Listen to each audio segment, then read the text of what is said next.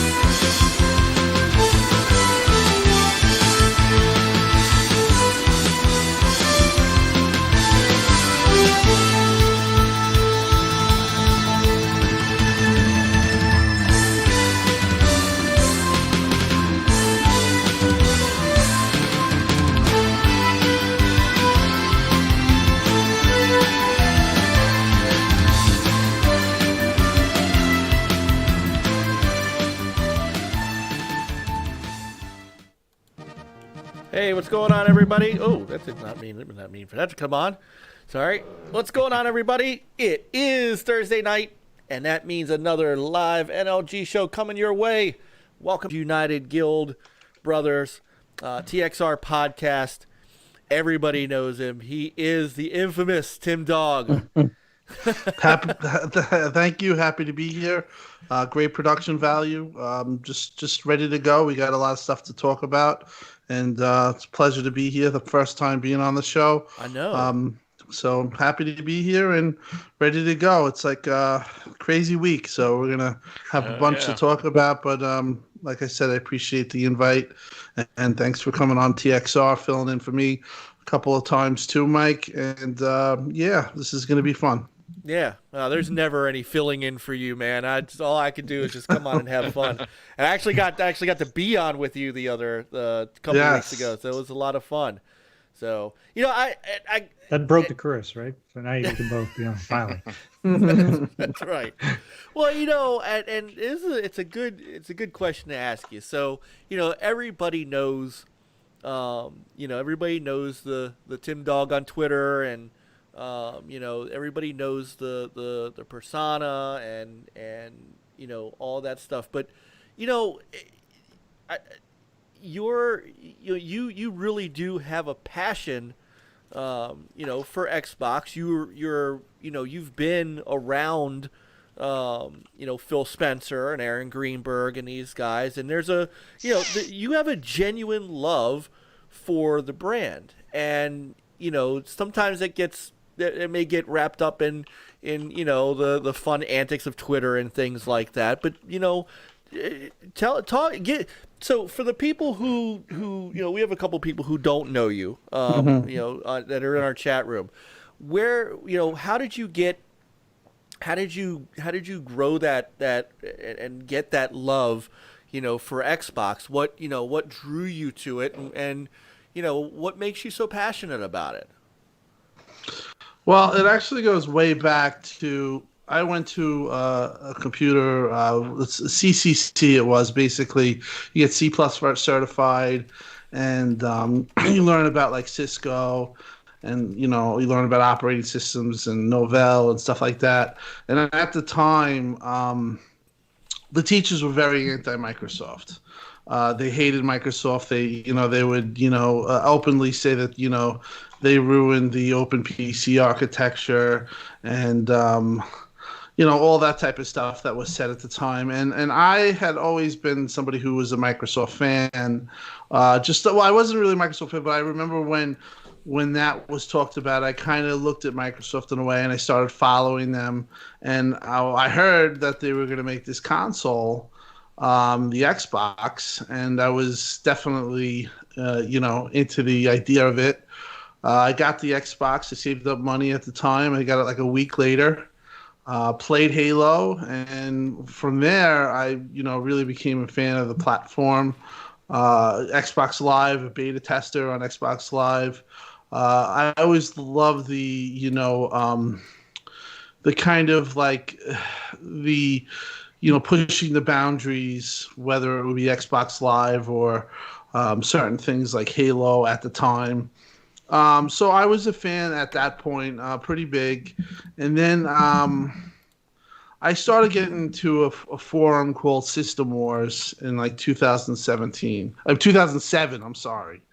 And yeah, and at that point, that like we talk about fanboy stuff. I mean, this stuff was fanboys on, there was no whole barred fanboys because at that time this was like the start of social media, and I was prominent on that forum.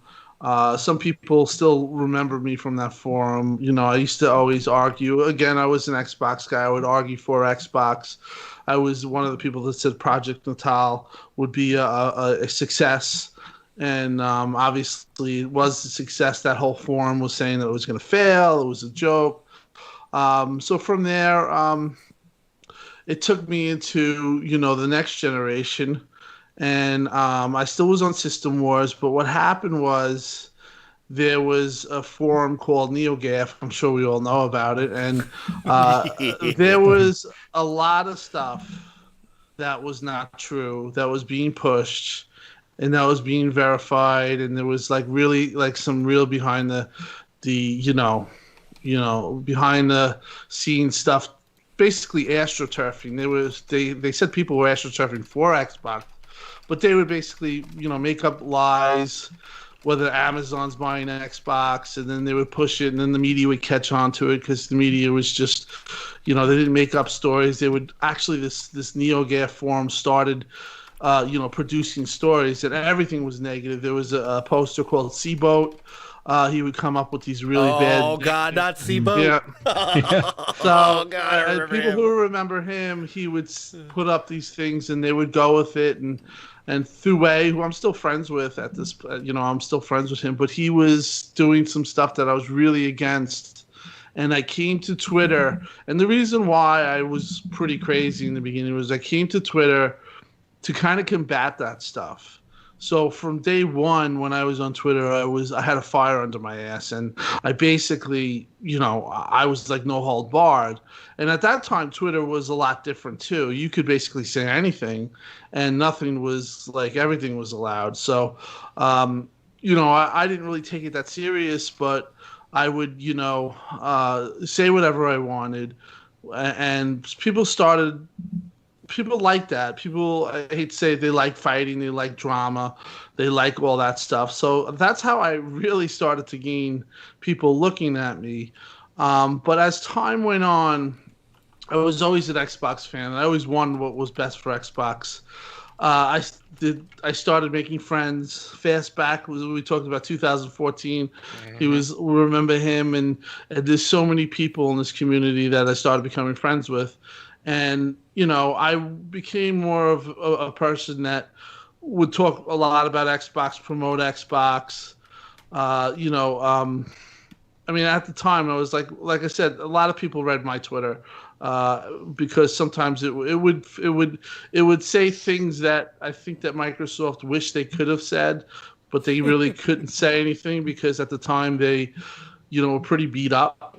And I was always there defending them, and so and so. But time goes on. I got friends with I have friends with Aaron Greenberg and Albert Pinello. Phil didn't like my antics at first. He actually had me on block. But there was a gentleman, Kevin Alex, who and the guy like Pinello had always told me that he was, he would be in Phil's ear. And at that point, I started really saying, you know what, people listening to me, I got to definitely calm it down a notch. But I am definitely a passionate person, so, sure. I definitely calmed down. Now my Twitter is, I have my days where I kind of battle with people, but for the most part, I'm friends with, even Sony fans and Sony hardcore fan. I kind of really just love the gaming community as it is. and I don't really bring this to my life. Like people really believe that, like I would, like be fanatical on, in real life. I'm not, I would, when I hook up people's PlayStation 4s or whatever from in the thing, because I'm hooking their internet up, I would always say it's a great system, whatever the case is. But the fact is that I, grew with the community, went to E3s, went to 5 E3s in a row, really made a lot of friends there, made a lot, talked to a lot of people. And as time go on, I just, just kept tweeting, and now I kind of have a big following, and it's kind of just because of time that I put in. Most people say, well, how do you get so many people liking you? Well, I say I tweet a lot. You know what I mean? I think if people tweeted as much as I do, I think that they would have a lot of followers too. There's definitely, you're talking, I have 325,000 tweets.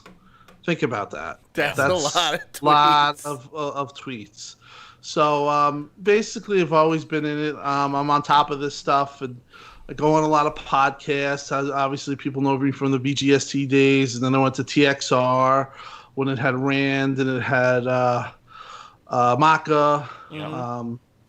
And then now I'm a part of RDX still, and the TXR, which is kind of same people, but it doesn't have Maka and doesn't have Rand. But now I'm on a part of RDX, which is a really good podcast. I feel it's very popular, and I think that there's a lot of good people on that podcast that we could get a lot out saying, a lot of people listening, and but overall, I don't take any of this stuff, I don't take it to heart. I'm just a normal gamer, just a passionate gamer. I'm 44 years old. I've been gaming all my life. I remember playing Atari 2600. I remember begging my mom for me to buy her My Hero. I don't know if you guys remember that game. I was a big Sega guy. Never really a Nintendo guy, never a Sony guy. Sega was always my thing. My man. There we go. See, I knew. This is why Mike invited you. See, See, he's welcome here anytime. And I was also, believe it or not, a big 3DO fan, and I loved Trip Hawkins, who was like an older day Phil Spencer type guy. Mm-hmm. Panasonic 3DO, I felt like it was a good system, but it came out and I bought it for $800, whatever crazy amount of money it was. And, just basically love tech. We're going to have a lot to talk about in this show, but, these consoles that are coming out, man, we're going to have a lot of fun. So this is another generation that, we were all going into, and I'm happy to be a part of it. Oh, that's great. And, TXR, is a show that I have so much respect for, because I know that, and we all know that, just to be honest, drama sells. It does. Mm-hmm. Drama sells. It's the difference between a lot of shows and a lot of shows that hover and with no viewership versus the ones that get all the people to come in and want to jump into the chat room and fight each other. And the great thing about TXR is that there's none of that. But the passion for talking about Xbox and the passion for talking about stuff like that is, you could hear it in everybody's voice, whether it's you or Invader, who's got one of the sexiest radio voices out there. Just saying. Megatron, Shockley. You guys, and of course Jeremy. Who finally very passionate. Finally likes Xbox games again. For today. But you guys do it right, and that's what I love about it, and just why I enjoy listening to it, and always jump at the chance to be there when called upon. So it's also a reason that we're all in the Gamers United Guild. This is what it's all about. It's like-minded, fun, just gaming, and all that. So. And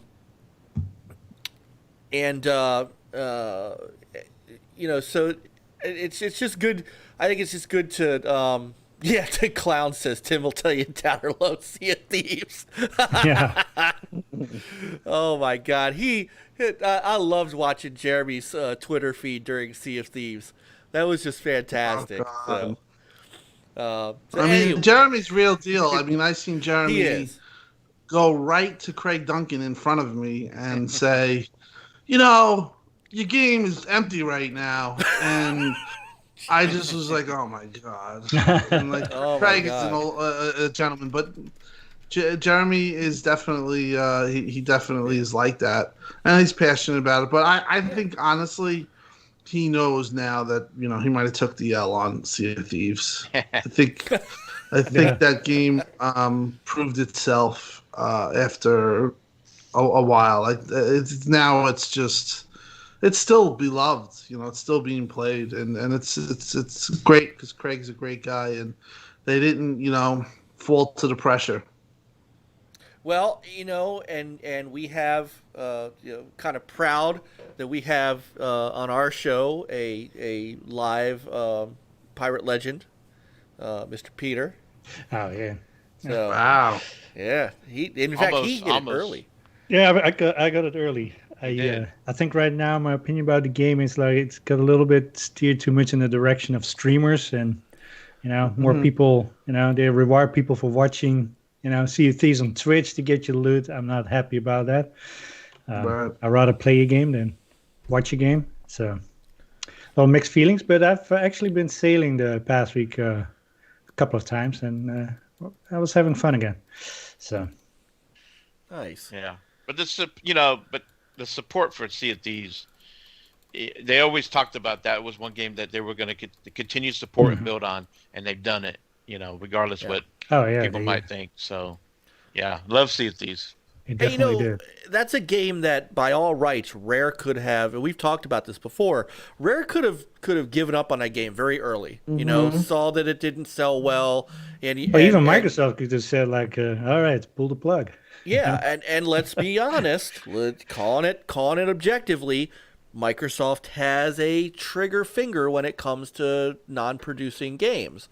But Sea of Thieves bucked that trend, and look at it now, and it really is. I mean, the content in Sea of Thieves from launch to today is night and day. It's almost. Yeah. I mean, there are some people that tell me it's a different game, and that's pretty good. That speaks to me. That speaks to Phil finally, just stepping back and giving a game a chance. That I think that. I'm hoping that that's the recipe going forward, even if something isn't crazy out of the gate. Some of us are waiting for that Recore sequel that's never coming. For example. Yeah. Remastered. Yeah, but you look at like State of Decay. It had some issues, some bugs at the beginning, but they stuck with it, and that game had a lot of support too. And now they're part of that studio's part of Xbox. So, yep. The trend is there. Xbox, Phil and them, they're in it for the long haul. They bring games and support. So, and think Game Pass for that too. Oh my God, yeah, we're gonna talk about Game Pass tonight. Good Lord. Yeah.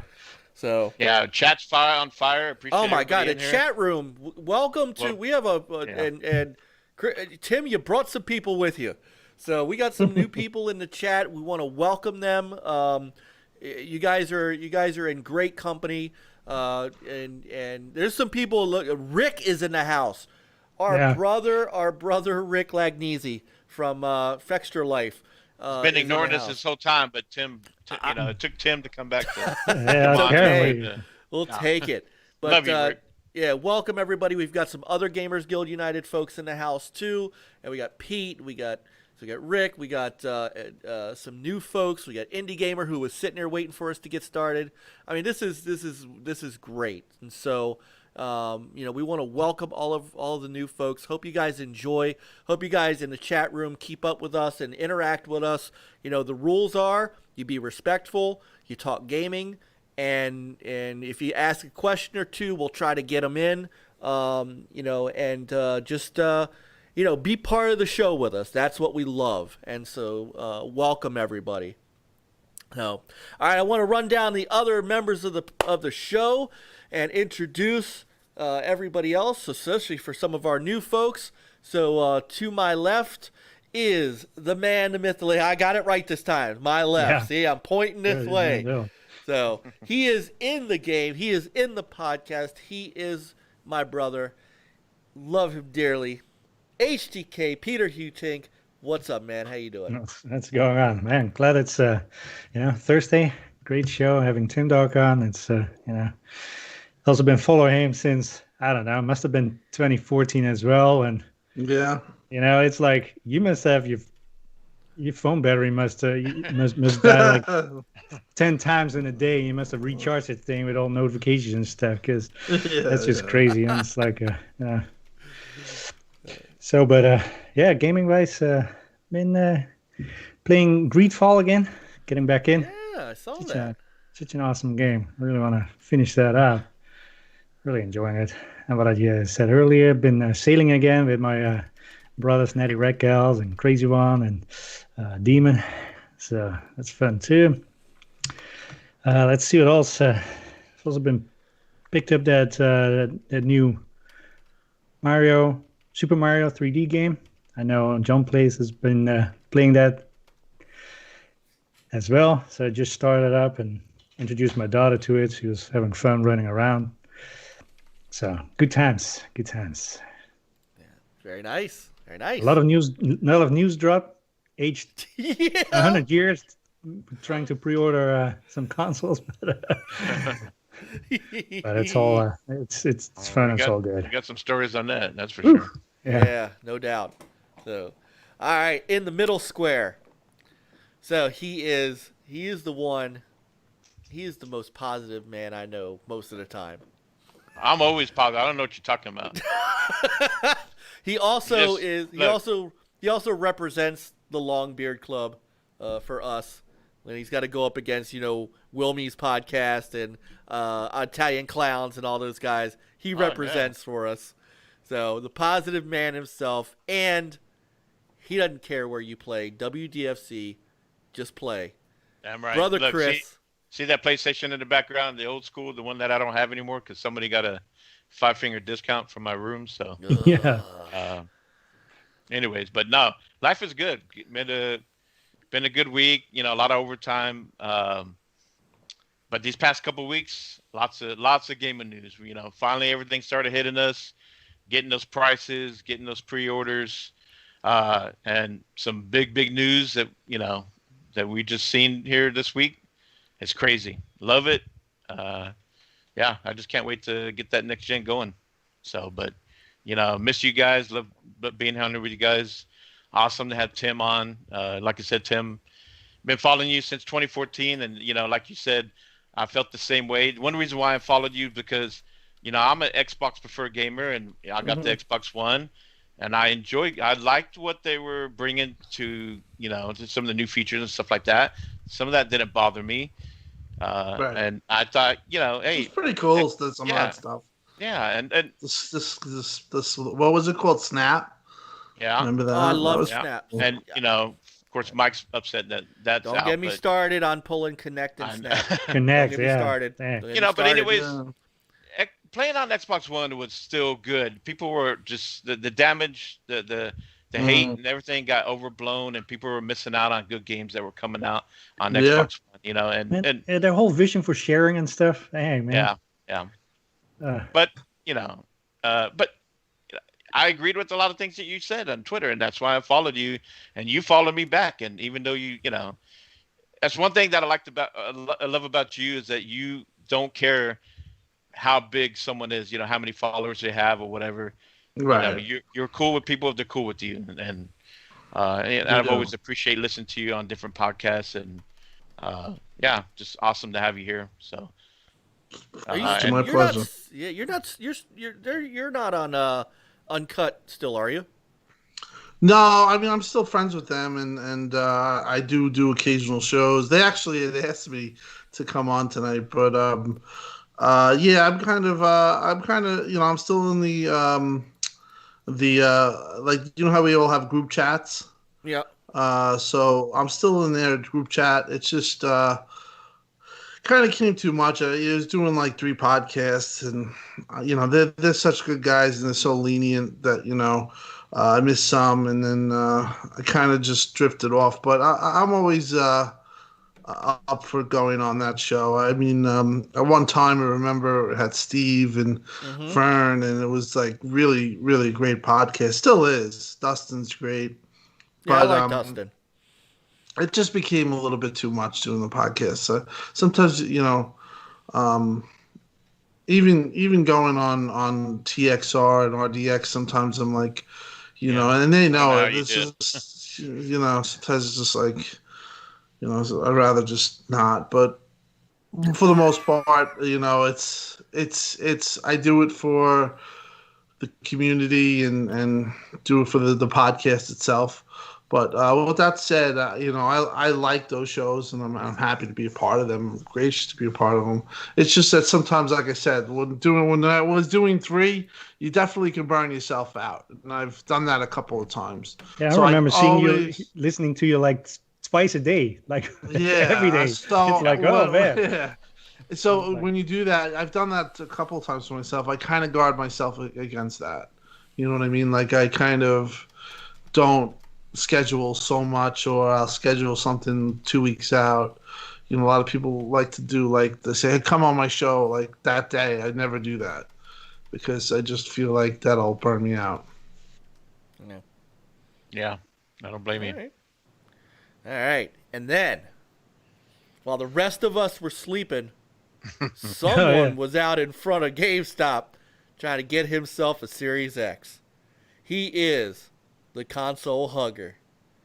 He has no interest in Amazon Luma. Trust me. I don't even have to ask him. No interest whatsoever. You're right. He is the spicy one with a touch of Zen. And let me tell you, I get DMs and people telling me how much they love this man and how much he means to NLG and being on here. He is John Place, Techno Fabulous himself. What's up, brother? How you doing? Hey, it's awesome to be here, Mike. Every week we do the show. I love being on here. I've actually been up. It's been an exciting week, and we'll have to talk about pre-orders in a little bit. And how you doing, Tim? Good to have you on. And hey, John. And it's just been crazy. But like Peter, I've been playing Super Mario 3D All-Stars. So I'm loving that, and I'll talk about that either maybe later tonight or next week, whenever. Game's great. I also, since we're talking about some of this big acquisitions Xbox made, I made a little acquisition myself, and I purchased this crystal clear mint original Xbox. I had the original Xbox years ago, but I traded it off a long time ago, and since I've been buying all these consoles and retro consoles, and I've actually become quite the retro gamer lately, I picked up this OG Xbox. It's beautiful. It's awesome. I got a couple games to play with it right away. Of course, all the games I get are mint condition. So I've got Tiger Woods PGA Tour, and that's 06, and also MVP Baseball. When Xbox had baseball a long time ago. That was not a bad series. And it's actually not a a bad game. series. It was. I had to order the Pound Link cable first. I've got a big CRT television, so I had it hooked up, and it looked awesome. But I wanted to see if I could get a pretty good picture on a high-def screen. So most of the TVs in my house are 4K, so I went out to Walmart, and I thought, you know what, I'll get one of those cheap Roku televisions. Cost $115, 1080p. It's perfect, 32-inch. I got the HD Link Pound cable, plugged in my Xbox to that, and it's beautiful. You can set on the settings whether you want 480p, 720, or 1080i for some of the games. And it's a really good picture, and I got it in game mode, and I selected the vivid colors, and the colors look great. And so that's what I was doing before the show, playing a little bit of baseball. And I'm still playing Marvel Avengers on the PlayStation 4. Awesome game. That game's really, really fun, especially if you can hook up with some friends. It's an awesome game. Nice. We were going to tell that story of you out there on Tuesday. Oh yeah, it's a good one, man. People are scandalous. I'm telling you. Yeah, people are evil.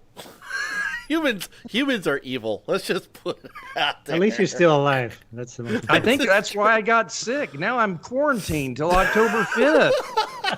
I missed the last 2 days at work, took vacation days, and the nurse, I came in today, and there's this big old nurse. I got to watch what I say, but she's in the nurse's office, and looks like throw mama from the train. She said, no, Mr. Place, you've got all these symptoms. You're going to go home October 5th. We'll pay you sick pay, so stay at home and get better, blah, blah, blah. So now I'm quarantined.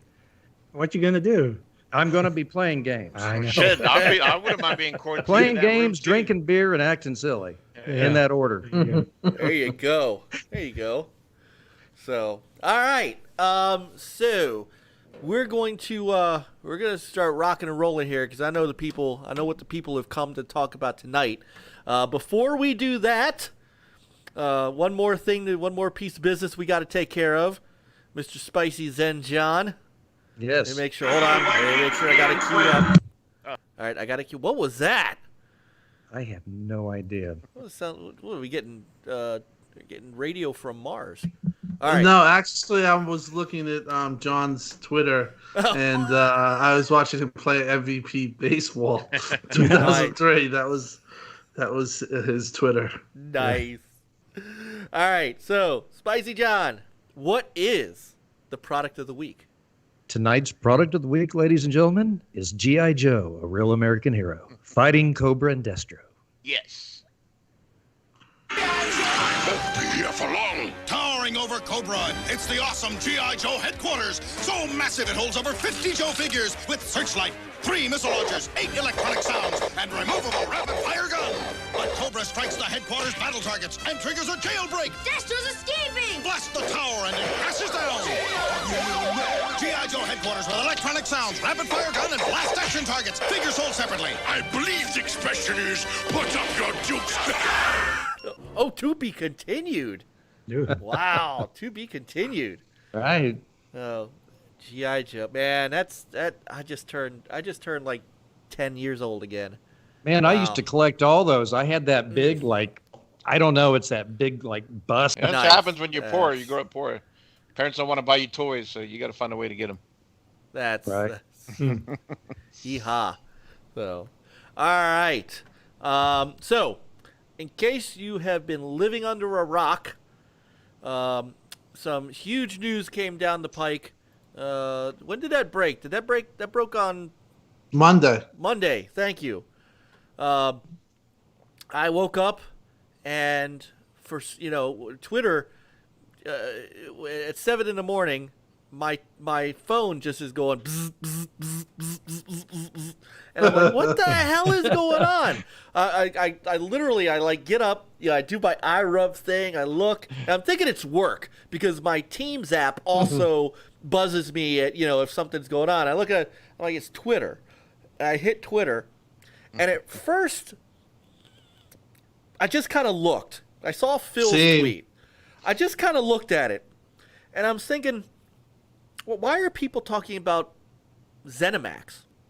And I scroll a little bit, and I see the Xbox news, and I just kind of stare at my phone for a minute. It's fuzzy, and then it starts to come into picture, and then I just kind of I was frozen. I didn't know what to say. I thought it was April 1st. No, it's not. Microsoft bought Zenimax. I mean, Boom. I mean, what do you? How you? You just, it's not. No, they didn't just say, "Hey, can we buy id from you?" Hey, we like Yeah. Doom. We, we'll take id, or we'll take, hey, we like Arcane. We'll take. No. Hey, Just yeah. Hey, Pete Hines. How you like your office? Oh my goodness. There. Hey, Infinite's there. And Bacon Ice Cream Productions. My brother Rich. Welcome, guys. Back from the dead is in the house. Here we go. So I mean,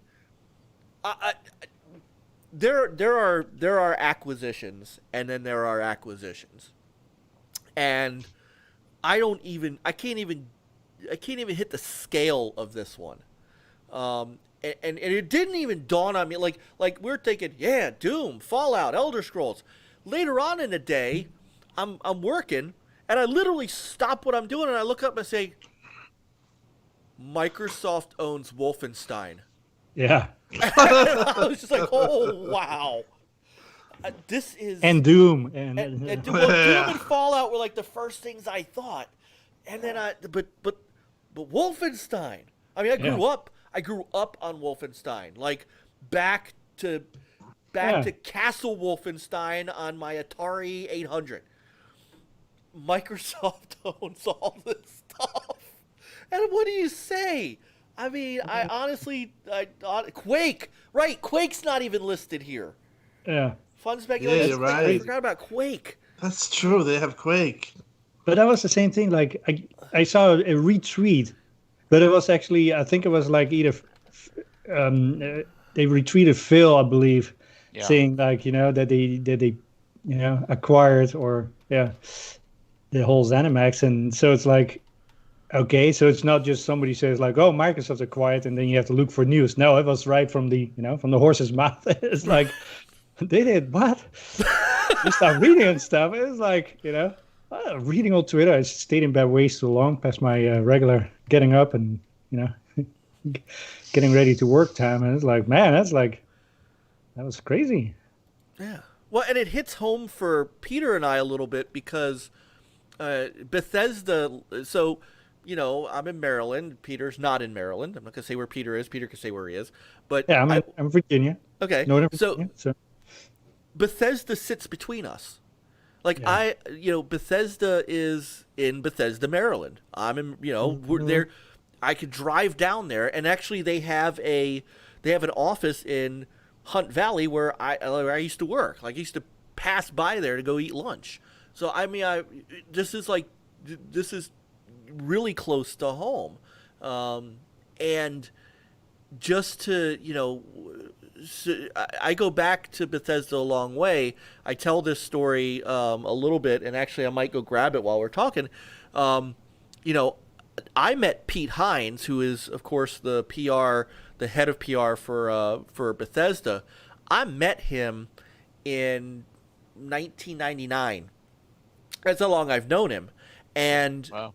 In the year 2000, when I was covering the Dreamcast for Dreamcast HQ, at E3, he gave me, and I mean, I'll go see if I can go grab it real quick. He gave me one of the only few preview builds of a PBA bowling game that they were working on called PBA Bowling 2001. Never came out. It was canceled because, of course, the Dreamcast was canceled, and then they just didn't bring the game out. There are a handful of us out there in the media that actually got one of these preview builds, and there weren't that many Dreamcast sites out there. So, all said and done, they're floating around. If there are any left besides mine, there's probably 4 or 5. So I got to know Pete over the course of all of these years, and I actually never forget it because remember, Peter, we were covering E3, which was, I think it was 2018. And Pete came out and announced Prey, and I tweeted out, yeah, see, Prey 2. What did I say, Pete? And while he's on break, he's tweeting me back. I didn't say it was Prey 2. So, but these guys are. This is not buying Ninja Theory, and don't get me wrong, Ninja Theory is great. This is not buying Compulsion Games. This is like on par of buying, I don't know, Activision or Ubisoft or something like that. Mm-hmm. I mean, $7.5 billion. I think I had read somewhere that is more than Disney paid for both Star Wars, and Marvel combined. Wow. Disney got a good deal. Yeah. That's all I can say. So, I that was my take on the morning. Let me get you guys in here. So, you wake up to this news, and what's running through your guys' mind? I couldn't start work for till like until like noon or so. It's like reading up on news, and it's like what this entails. It's like, man, the enthusiasm and the that's just crazy. I mean, and Phil had he talked with Satya about or basically the other way around. It's like are we going to do this or not? And bam, it's like yes, we go for it. Well, they were not joking. Yeah.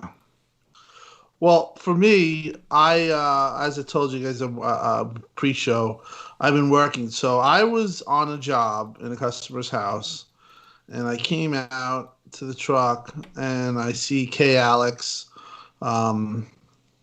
He sent me a text message, and he's like, Megaton, Bethesda. And I'm like, okay, maybe this is like, I didn't put two and two together. And a lot like Mike, I looked at the tweet that Phil said, and I'm just like, there's no connection there. And I'm like, what is this?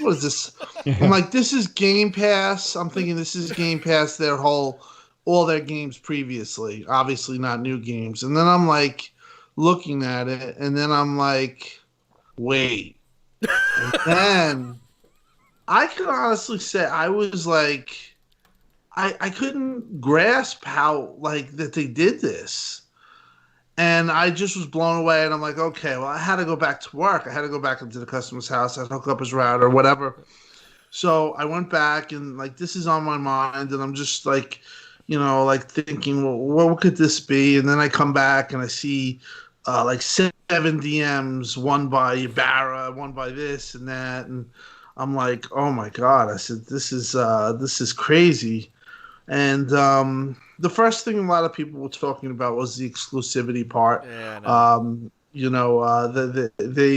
That's still up in the air.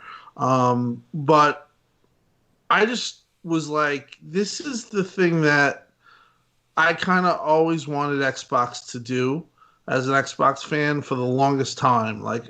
They needed to do something like this a while back, but I think them doing this, they have a lot of power right now. They have a lot of decisions that they have to make that they have to really think through. They got a start to the generation that I think that they needed, being what they came from. This gives them 23 studios. And as we point out, a lot of these studios, other than, Zenimax, are making 2 games. In Obsidian's case, they're making 3 games. You have Obsidian and Bethesda as people making games for you. There's never been a time where Xbox has had this much talent. They have 2,300 developers on Zenimax, the whole studio.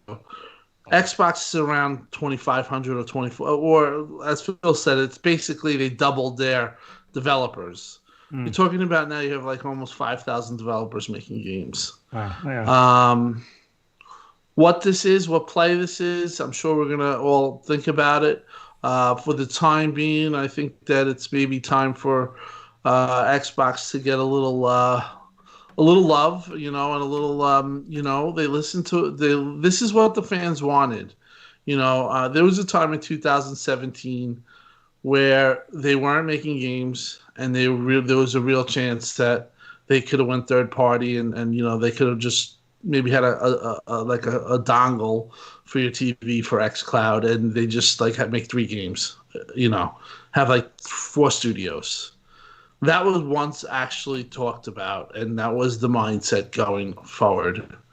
And believe me, I might not have been crazy about it on Twitter, but I told Mike, I had an argument with Phil, and I basically, said, if you're not going to go that direction, that's it. That's I can't co-sign for that. This is you're all about making games.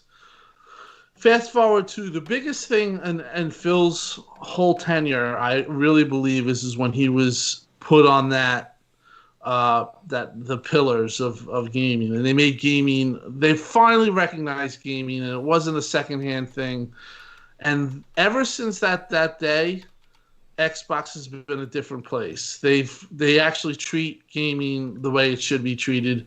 And now you can even argue that like Satya went full crazy. Like his comments to me, honestly, were like I couldn't believe when he said that we're still looking to do more. Yeah, we're not done.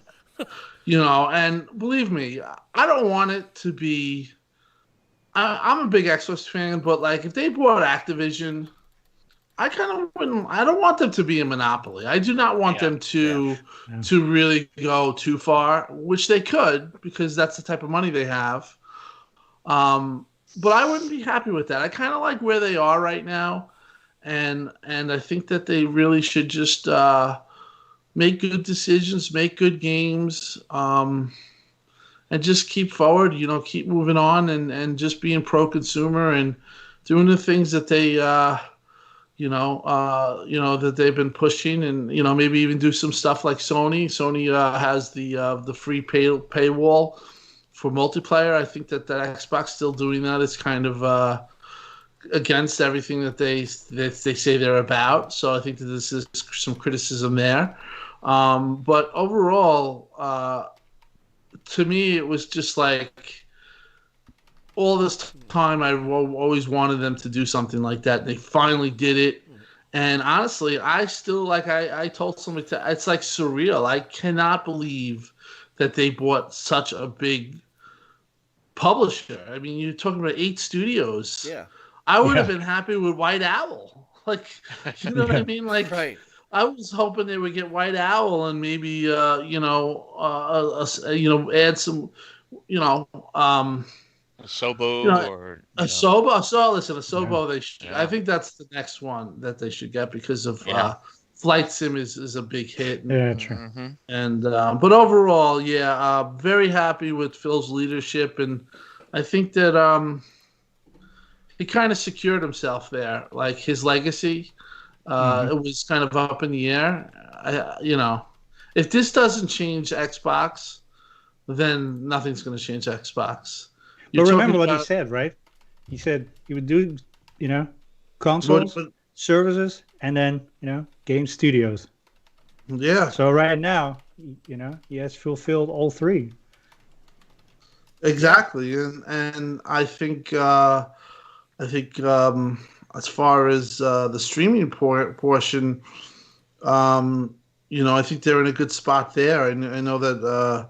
Albert Pinello's Amazon put out their pitch for that today, and I think that's going to be interesting. That space is going to be very interesting to watch. I think you're going to get a lot of games for Xbox that have touch controls. They have a couple Minecraft Dungeons. I think they're going to work on that. Yeah. Which, by the way, I've played that. Because I've been looking for more games with the touch controls, and that is a great way to do it. It wasn't just putting the buttons and the controller up on the screen, and that's it. The contextual part of being able to touch open and touch things on the screen plus move and stuff. That if they could do more of that, that I think is a winner. Yeah, and they're going to have Facebook Live. Their partnership with that. Basically, what they want is they want you to be able to click a link and you can play, similar to what Stadia is doing or Stadia said they want to do. But just overall, it's a really good time for Xbox fans. And part of me when the whole thing happened. I always would think about would something like this happen? Like I would go at people. My opposite was my reaction was opposite. My reaction's like, hey, let's just now maybe we can all, just kind of get along. I mean, you got 2 systems that are awesome. making great games. It doesn't always have to be this constant fight.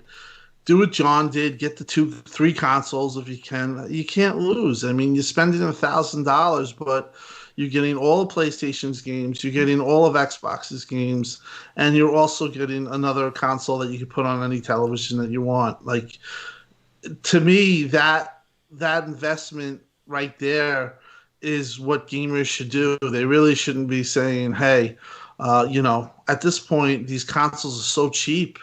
And they're so freaking tech filled that there's no reason not to get them. I mean, I'm trying to get the digital.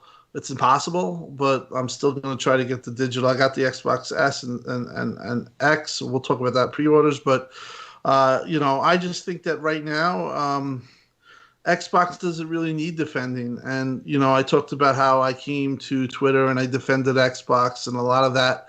I'm passionate about it, and I definitely root for Xbox, and, I'll argue with people and this and that. But like I said, when this whole thing happened, I kind of just had the opposite take, was just like, man, just like Xbox finally did what people asked for, and really you can't go at them. And, Sony's done so well for so long. They've built up with such a lead that, sure, they might not do some things all great, but if you really think about it, you could get these 2 consoles for $700 or 3 if you really go crazy, and you're set. You get Game Pass, and then you just get like exclusives on and then third party wherever you want to play it, but where your friends are or whatever you want to do.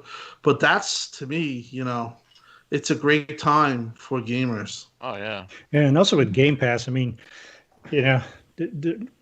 let's call the Netflix of gaming. I mean, you have to publish your own games to to have consistent high quality stuff. I mean, look at even at Netflix themselves. I mean, they're producing movies themselves, so there's always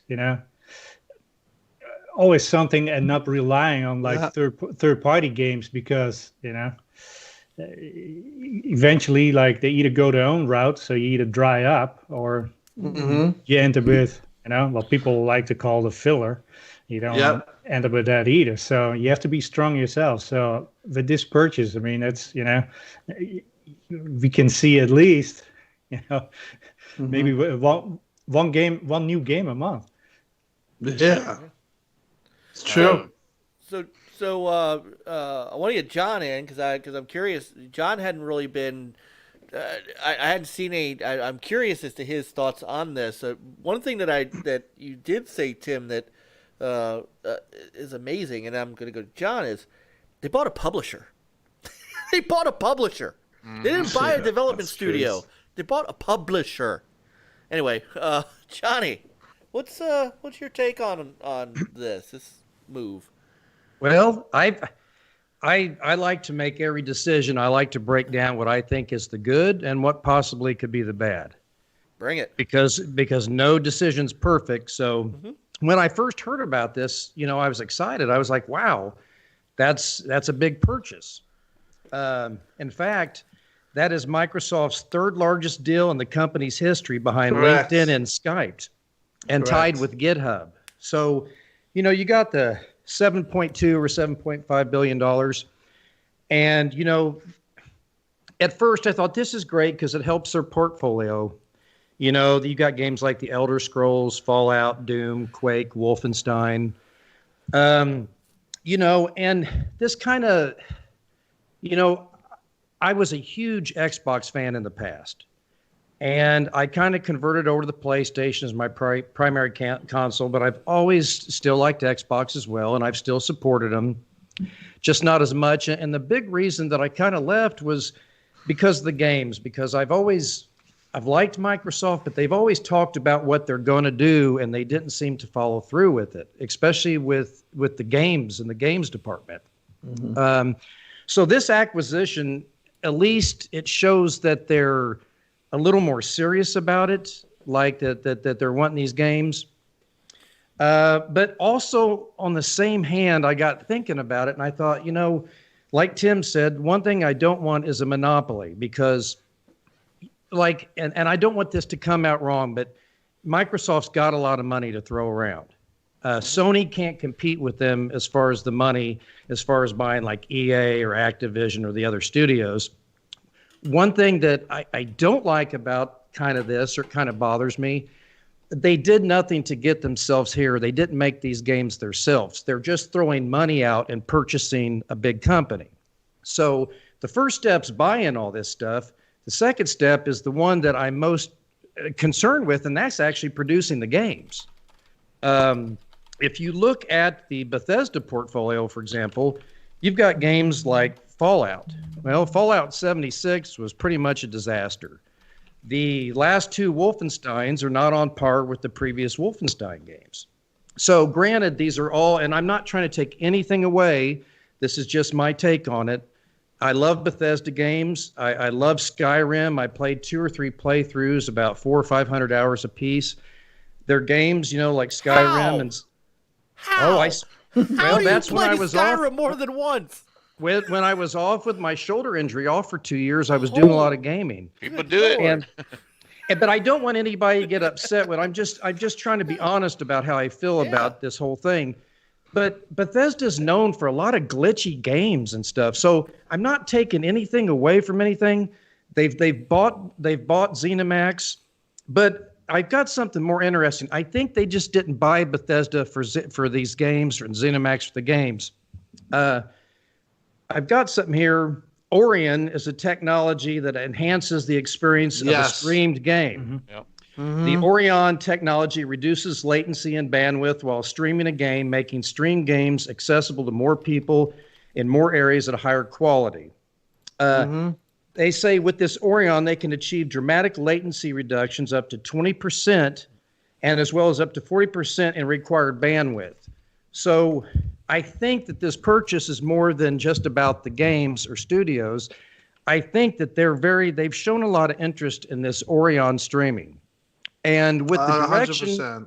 with the direction Xbox is going, this makes sense. So granted, I'm excited for Xbox that they're doing it. They're finally doing something. On the second hand, I still have a little caution flag up because I want to see the games it's one thing to throw all this money and buy your way into everything, but you've got to produce. If you look at big companies like EA and Activision, you can see with all that money and all their purchasing, that doesn't necessarily put out great games. And you can see that a lot of people detest EA or even are mad at Activision. So I think this is good for Microsoft. It shows they do something, but part of the reason I switched consoles is because of the games that they were putting out. And all this is moving in a positive direction. I went out, I not only bought an Xbox Series X, paid for it in full, I also got an Xbox Series S, which I'll talk about later because there were a bunch of fools in the line at GameStop. And I've got a PlayStation 5 pre-ordered. So I've got everything covered. I fully plan on supporting, the Xbox Series X. So please, anybody in chat or listening or on the show, don't take anything I say personally. I'm trying to look at it from a standpoint of, as gamers, we all want games. And I think it's wonderful that they bought Zenimax, but now they've got to produce these quality games because in the end, that's what Peter, Chris, Tim, Mike, and I, we don't, this is great, the financials and all this, but at the end of the day, we want to see what games come out of this. Let me ask you something. Great quality games on PlayStation 5. Right. Yeah, you're getting. Do you think, John, do you think they're gonna go exclusive, or what is the panel's take on that? Because I figure the next question I was going to ask. Okay. Well, I don't know. Microsoft said they were going to do it on a case-by-case basis. Now, either way they do it, it's fine with me. I mean, they bought Zenimax, so I feel like Microsoft can do what they want. What will they do? I don't know, because I guess it just depends on. I think it's going to depend on, Tim, how this generation plays out, because it's so early yet.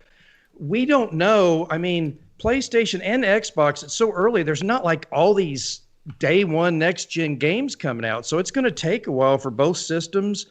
In the meantime, I guess the question I would have to ask, does Microsoft, they're always talking about, we don't care where you play your games, just as long as you play them. So you've got one side of Phil that I might think he might put it on all the systems if they want the money. The second part of Phil might say, well, let's just keep those exclusives. And I'm sure there's probably two camps among the Xbox fans on what they think, but I don't really know. I guess it's going to depend on how they do, how Game Pass does. Tim, I'm not a big streaming fan. I like buying my games. They joke around with me on the show because I'm not into the streaming services. It's just something. I'm more of a traditional gamer. And in my 40 years of gaming, I like to buy what I'm playing. I like to bring it home. I don't like these subscription services. I guess, it depends on how Game Pass does. I feel like Game Pass is great for the gamer because you're not hardly paying anything, but I don't know if it's that great for the financial of the company in the end result. I think it's so early in its infancy in this to actually make a call on that.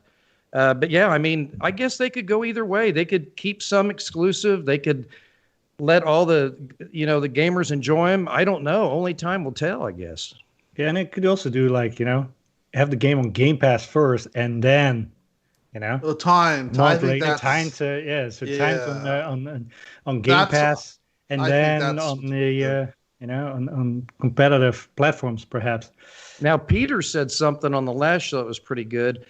I don't know if this Game Pass thing if they would have been hitting it so hard if the situation had been different from like 2013. I feel like if Xbox had a more positive start back in 2013 and they had some more sales and different things, and maybe they were doing a little bit better, I'm not so sure that this Game Pass would be as strong as it is now. I feel like this was designed as maybe an alternative to keep bringing money in, to keeping that influx of the money in. And then that's not a negative thing.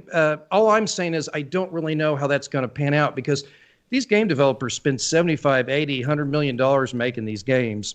And even if you've got a bunch of people paying a little bit of money in, you still, that's an awful lot of money to make up. So I don't know how that's going to play out. And you got guys like me that are collectors too, that I still am kind of traditional. I like to buy my games, whether it's full price digital or I don't, right now, like these SSDs, for example, they're showing it, and Tim probably saw it too. They're going to be pretty pricey, Now, me, I'm not going to I'm going to go out and I'm going to buy I'm not worried about that part of it. But the problem is too, what I hear a lot of people that are with Game Pass now that anytime that they have to pay full price or something, or somebody else has to pay full price for a game, they're like, "Oh my God, you actually buy your games? That's outrageous. You're paying full price." No, that's the way we've always done it, people. I'm not gonna lie. Hold on, I'm not gonna lie. Right here.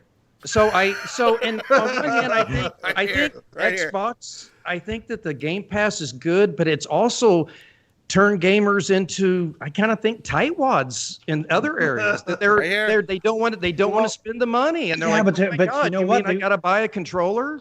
I mean, they're going to spend it on DLC and cosmetics and other stuff. Now they have money to spend. Yeah. Also, they're after, they're not looking for jump places. They want to expand to the untouched market, the mobile market, especially also abroad. Oh yeah, I'm the furthest thing away from the mobile market you can. Right. Yeah, I don't want any gaming on my mobile is out of the question. I don't consider that gaming. That's moot for me. That's you're not, if you're gaming on your phone and that's all you're doing, you're not gaming. You're just getting samplers. That's the sampler platter at Denny's. That's not one of the things about Game Pass that what happened was, I talked about 2017 being a grim time.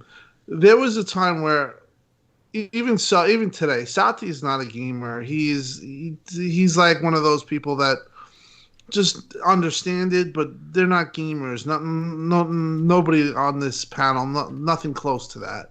So I actually met Sati in 2015 when they were asking gamers about, they had already made their mind up about going multi-platform to PC, and we had a little bit of a conversation. But the fact is that you could tell he's not really a gamer. He doesn't believe in it, and I think that there was a time where Phil had to sell Xbox to Satya to get. I think Meyerson didn't want to even be involved, and Meyerson was ahead of Phil, if you remember when they had the stupid hierarchy. He was actually Phil's boss, and he was one of the guys that I've heard that was pushing for cancelations of Scalebound, and he was going crazy about budgets. But Phil had to kind of sell Satya, and I think that Game Pass was his way to do it. And I think from that point, if you look at it that way, it's a success because Xbox. He wanted to push the services in that portion. I think Satya kind of always believed in services, and that's what he wanted to be. And he wanted to make Windows a service, and this was a way to get subscribers. And I think what would happen with Game Pass is that, believe it or not, they're doing very, very well on the PC side. And that makes sense because it's perfect for a PC gamer. And I think that they're doing well in that regard. It's like you said, time will tell.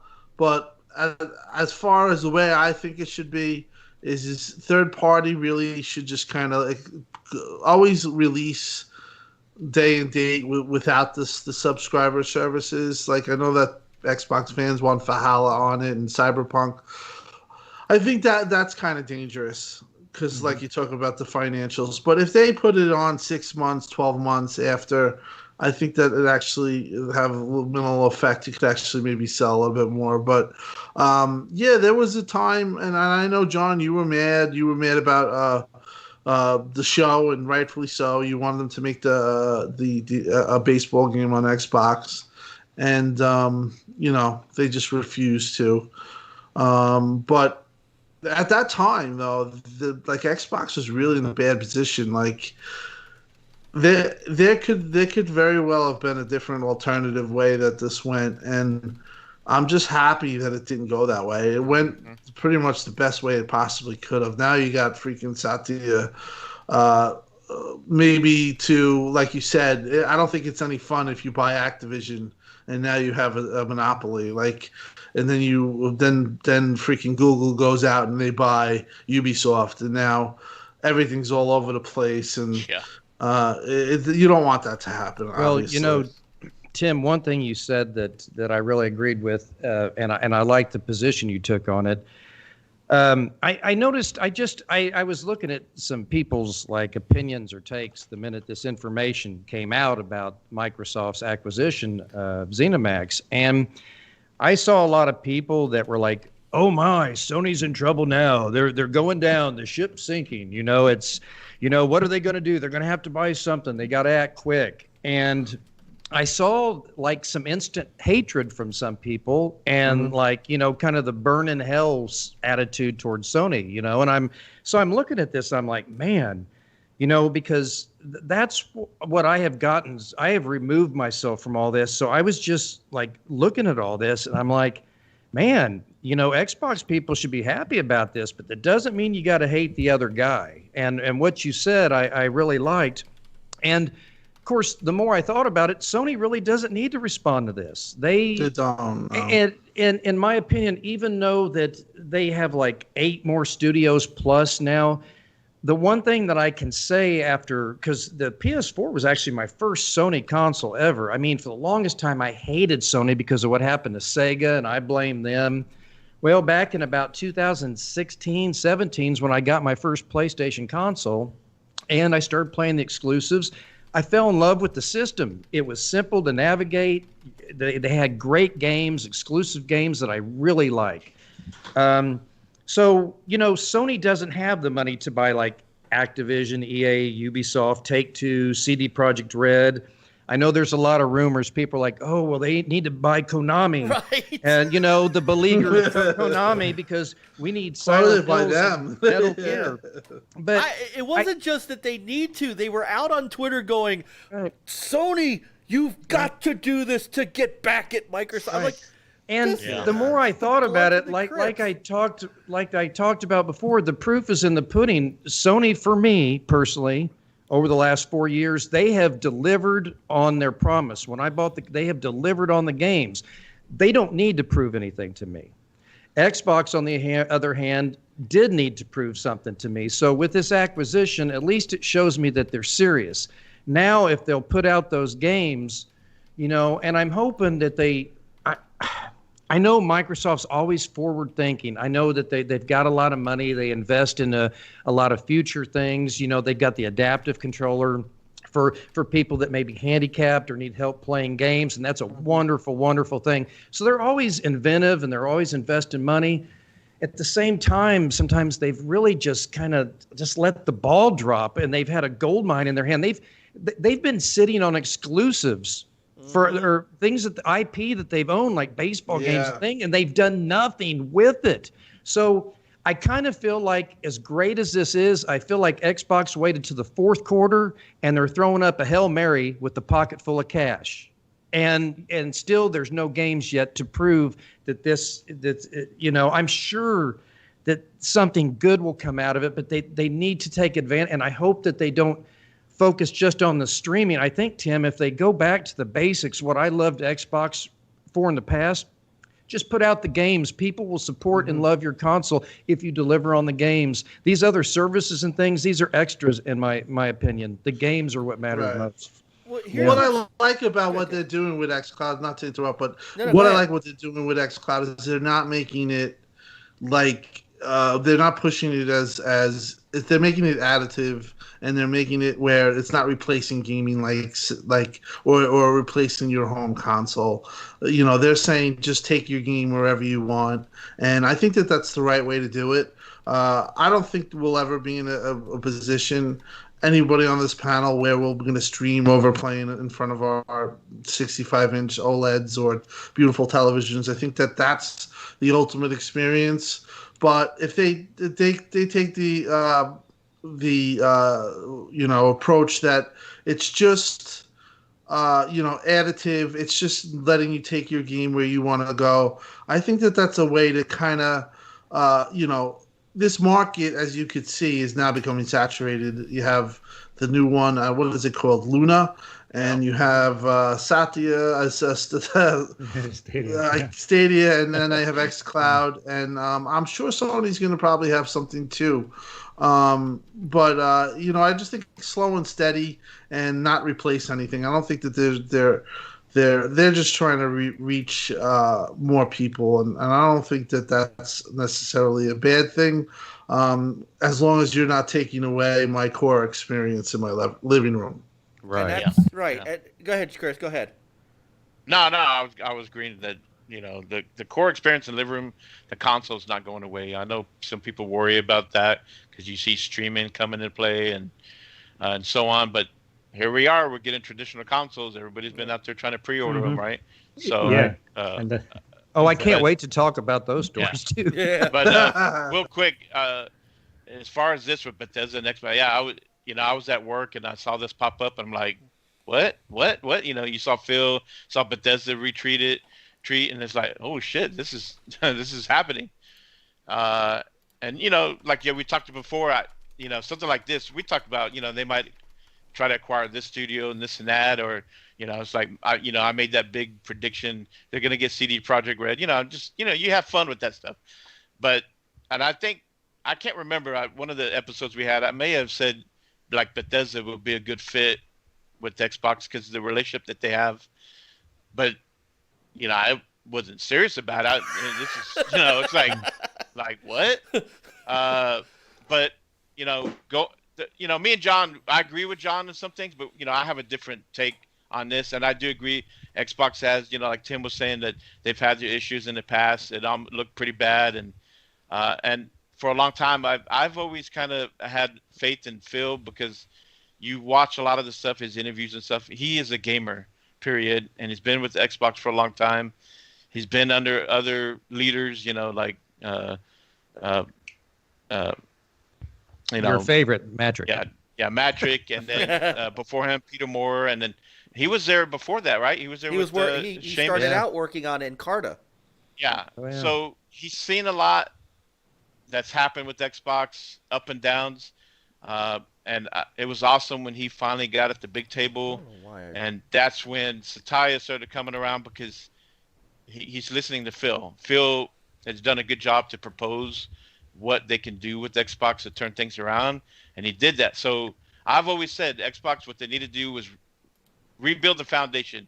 You need to build the foundation, and that's what they did by bringing in other studios, and they went up to 15, right? So now you have these studios coming in, and yes, it's been a couple years, and you were starting to see some of the games come out, and there's some more games, a couple more years out. But that laid the foundation for them to where they can go and do something like this, because they've been saying they want to try to bring a big game out every 3 months, and adding Zenimax and with all these studios, that just helps them, to where they can try to be consistent on bringing AAA games out. But then you add Game Pass, and Game Pass is very big, huge value for me. Majority of the games that I play are out of Game Pass, and seeing we saw EA is Access now part of Game Pass, and then now you see Bethesda and all these studios. What's funny is that not too long ago during their sale, I bought Prey and Dishonored on they were like a combo, and I bought that for $19, and now here soon they're going to be on Game Pass. Yeah, I'm just super excited. I think chat said Doom Eternal was going to be in there October 1st. Yeah. They announced that. Well, just for Xbox, not for PC. Yeah. I know Right. Mike's really pissed about that, but sorry, Mike, but you know what? So it's coming now. It'll come on PC. You look at all these studios. We know what games that they've brought in the past. A lot of us are big fans of them. Fallout 76 had its issues. Fallout 4 had some stuff. There's always been that. Their engine is not up to par. They need to rebuild it. Well, now that they're part of Xbox and they got that big money behind them now, they can start being able to go and do some of these things that maybe they wanted to do before, but it costs a lot of money. And I'm sure we got Starfield. That's a brand new game that's going to come out maybe in a couple of years. Who knows? And how long has that been in development for? I think we heard about it 2 years ago. Yeah, I thought it was like a very long time, and now they are reworking that engine or. Yeah. And who knows when Elder Scrolls is going to come out 6, right? So, but I'm sure there are other games that they've been wanting to do, but because of funding or so on, they just haven't been able to work on that. So now you have Xbox to be able to support them and say, what do you want to do? What do you have? Go do it if that's what you want to do, besides the games that we see here. So I think the future is bright. We're going to see a lot of games come from all these studios that, they have multiple games worked on. And I can't wait. And then, like y'all were saying, you go along with the PlayStation. Yeah, I mean, some of the messaging lately has been off. It's weird that, the success that they had on PS4, and for them to kind of, messaging is kind of, weird. But overall, like John said, the games that he's played from PlayStation have been great for him. And they have great studios. They're going to continue bringing great games forward. And just a combination of these two going into next gen, the way they are, I think bigger and better than what, this PS4 and Xbox One gen from 2013. Yeah, it's just awesome. And then of course it's crazy. You're seeing, of course Google with Stadia is not really a big, really haven't really done much there. And then now you got Amazon with their Luna deal, but people can't sleep on them because they have the money to go out there and buy game studios. Get the. Yeah, I mean, they could have bought like the whole, Zenimax. That's what you don't want that to happen, though. No, you don't, and that's going to be a problem for gamers. Yeah, and as far as exclusive, as far as these games from Zenimax, I think of course we know Looper, was it Deathloop, and that other Ghostwire. That they have a deal with PlayStation, and that's going to follow through. Just like we saw with Obsidian's game and Exiles. But going forward, Xbox spent $7.5 billion on this. These games are going to be exclusive to Xbox ecosystem, and that's on console, PC, and mobile, Game Pass. And like case-by-case basis, we'll see if they allow any of these games to go third-party on PlayStation, maybe after a time exclusive or so on. We'll see. The great part about me, Chris, and Tim, Peter, Mike, since I've got all the consoles, it's a win-win for me. Exactly. Whether Right. it's Doesn't matter where whether they it's put 'em. Nintendo, Right. Xbox, or PlayStation, that's the way I ended the console war for me, because it doesn't matter. So I'm glad that each company has their exclusives. I don't feel like all the games should be on all the systems. I'm so far against that. I believe that each company said, I don't believe in someone monopolizing. I think that's a dangerous game as well. But the fact that you got to have competition, and the fact that Nintendo, Microsoft, and Sony are doing well. I mean, just look how well that Nintendo console's done. Oh yeah. In the last 3 years. The fact that Nintendo, they can. whatever comes out, I can buy. I'm not limited to anything. No. So But exclusives are always nicer when they're like on your preferred console, right? well, it depends, because I don't know, because I like the fact that Xbox has things that PlayStation does. Call me weird. I like the fact, because that gives people reason to run out and buy that Xbox. Mhm. If everybody's got the same true. thing, But say you don't like, right now right, your preferred system is a PlayStation. right. I mean, would you rather play Doom on your PlayStation or on the Xbox? Jeez, Yeah. I don't know, because see, I've changed so much. I've grown over the 40 years, Peter. For me, I go just if the game's offered on Xbox, I go there. Like, I don't want Halo on PlayStation. I don't want Uncharted on Xbox. I think that's counterproductive. I think they need to have their own exclusives to be profitable. I don't want Well, that. yeah, So- but now you're talking about more like a shareholder of those companies. Well, but some people use the reasoning of, I like this controller better. My friends are on this console. I Right. can kind of if you're truly agnostic, then it's hard to determine that. Plus, most of the time I play, like, with my busy schedule. When I was younger, like playing online with my friends and spending countless hours, like I'd come, when I was in my 20s, in my early 30s, I'd come home from work, and the first thing I'd do is hop on the Xbox, and play hours and hours of Halo, and we'd play, a Halo Reach and, try to level up. But those days have changed for me. Like, now that I've gotten older, I don't have quite as much energy. I've got a lot of things going on. I'm real busy at work, and I'm successful at work. So my game time's a little bit limited. So playing online with my friends isn't like as big of a deal for me anymore. So I'm kind of a single player guy. So it honestly doesn't matter to me as much. If I got to buy a game on Xbox because that's where it's offered, that's what I do.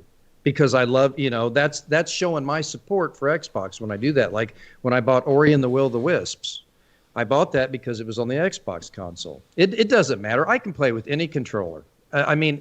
From the joystick to the Xbox controller, the PS4 to the Joy-Cons, you put anything in my hand I can play with. So, Hello. That doesn't matter. And you can hug. Oh, shoot. And you can hug any console too. I'm not talking about that, man. This show is about gaming, man. It's not about all that nasty stuff. All right, so I do want to go over this, because this is, look, for a moment, I'll be that guy, because I'll be the guy that Frankie's gonna yell at later. I have a problem with this. No, I'm that guy. Well, but I'll be that guy for a moment. Was. When Insomniac was bought by Sony, everybody was, all right, look at all these great new exclusives Sony gets. So when Sony got the Spider-Man IP, it's all about, all these great exclusives and all these, right? The first thing out of everybody's mouth on the Bethesda purchase from Microsoft was, don't you dare. Doom has to be on everything. Yeah. Elder Scrolls Not everybody's has to be on mouth. everything. Not everybody's mouth. Not mine. Well, no, The not vocal yours. one. Not yours. And you were, and I give you credit for being consistent on that. I by the didn't way. say anything. No. I give you credit for being consistent on that. There is, to the winner goes the spoils, in my opinion. Now, I don't care because I too, my intention is Xbox One X or Series X, and if I can't, I got my One X. I'm happy. And then in April, Amico. That's happening. Got your dinero. Right. I got your Amico talk dinero. And then for holiday 2021 is going to be a digital PS5. That gives me and as much. It's really funny because the delay of the Amico of all things kind of moved that picture into play. Because if you guys remember, and if I don't get one day one, I am not hurting. I was like, the Amico was the only thing that I had pre-ordered. My guy, day plus 14. And if and if the Amico was still coming out in 3 weeks, there may not be a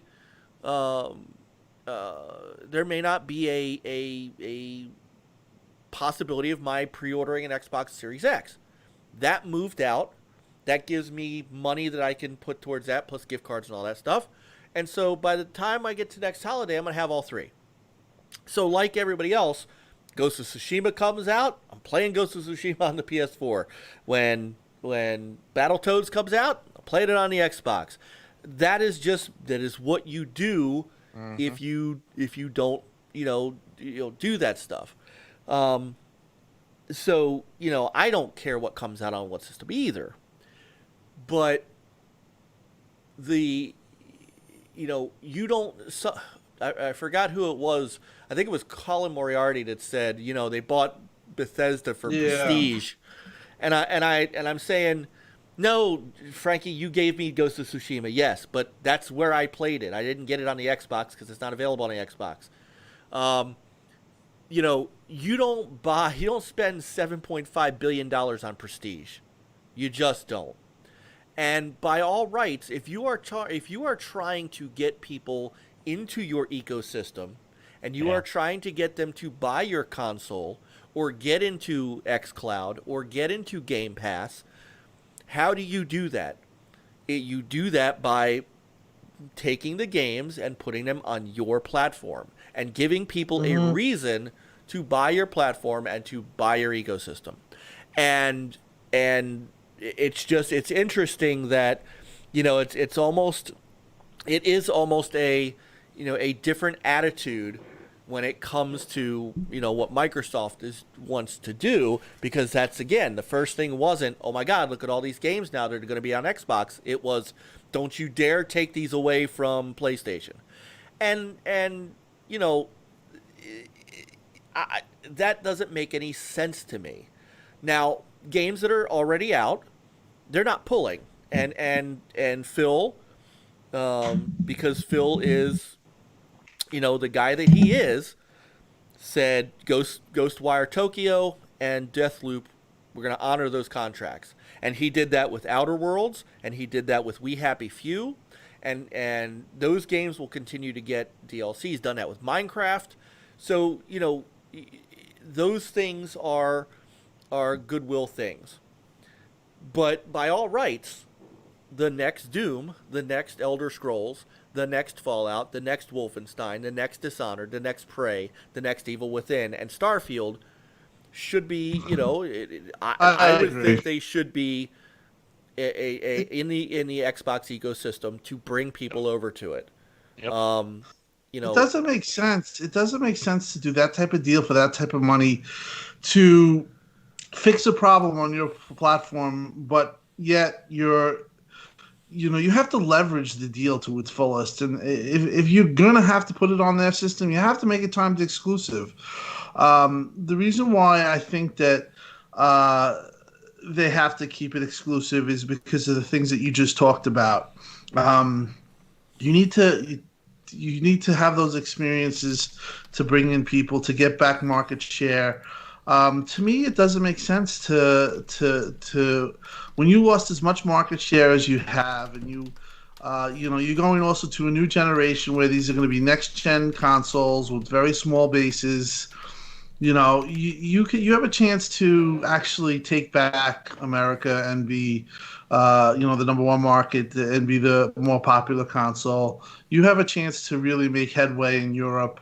And by doing that is by keeping these games exclusive. Now, listen, in the case of Fallout 5, I get it. It's a game that's been beloved and many people played it. But when I look at it and I hear a lot of peers talking about it, who I respect very much, I think about that and I said to myself, what about Spider-Man? I love Spider-Man. I would love to have that game.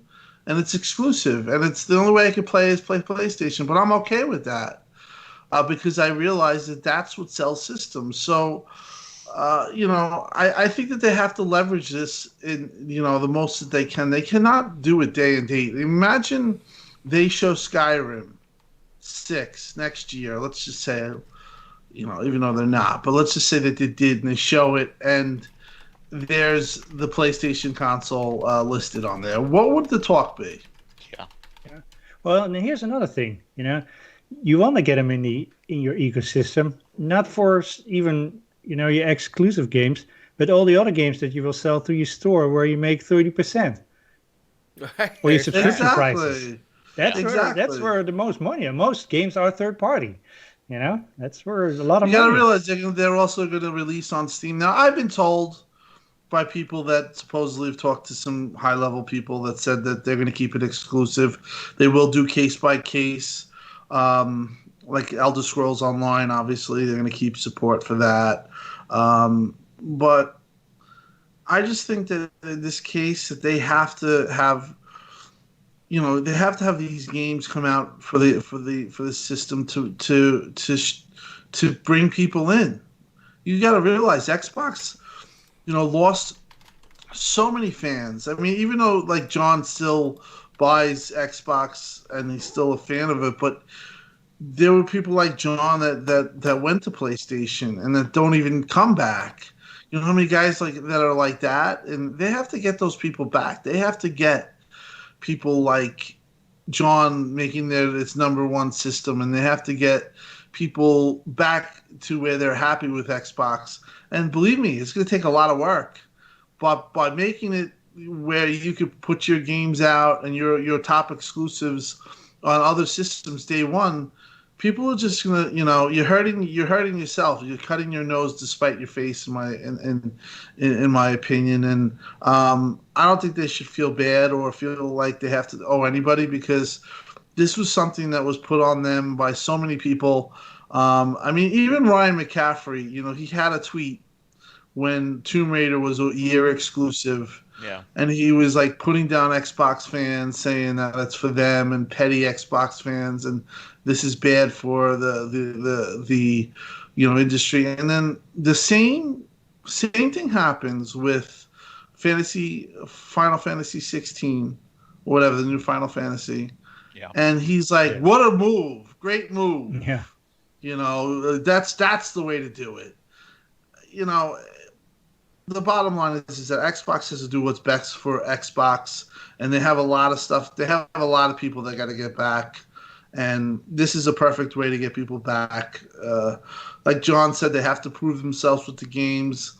I firmly believe that games like Hellblade 2 and I think Fable's going to be really good, and I think these developers that they have, aside from Zenimax, we're really are on the up and up, and I can't wait to see those games and what the initiative is doing. But I'll tell you one thing, I think you all can agree. I think Halo can breathe a little bit easier now. I think that the pressure's off of Halo a little bit, because that was supposed to be the game that was gonna change move the needle, but I don't think it's going to be that game. I think it'll be good. I think people probably think that it's not too next gen with the graphics. I think that's partly because of the style that they picked. They wanted to go back to the roots, but when you look at it, people could say it looks like it doesn't look fully next gen. even though there's a ton of stuff going on screen, 16 people on screen blowing up grenades, freaking spaceships over your head and this and that. But, I mean, at the end of the day, Xbox has to be real smart with this deal. This is not something that you do and make mistakes with. This is $7.5 billion, right. So you have to make the right decision at the end of the day. Yeah.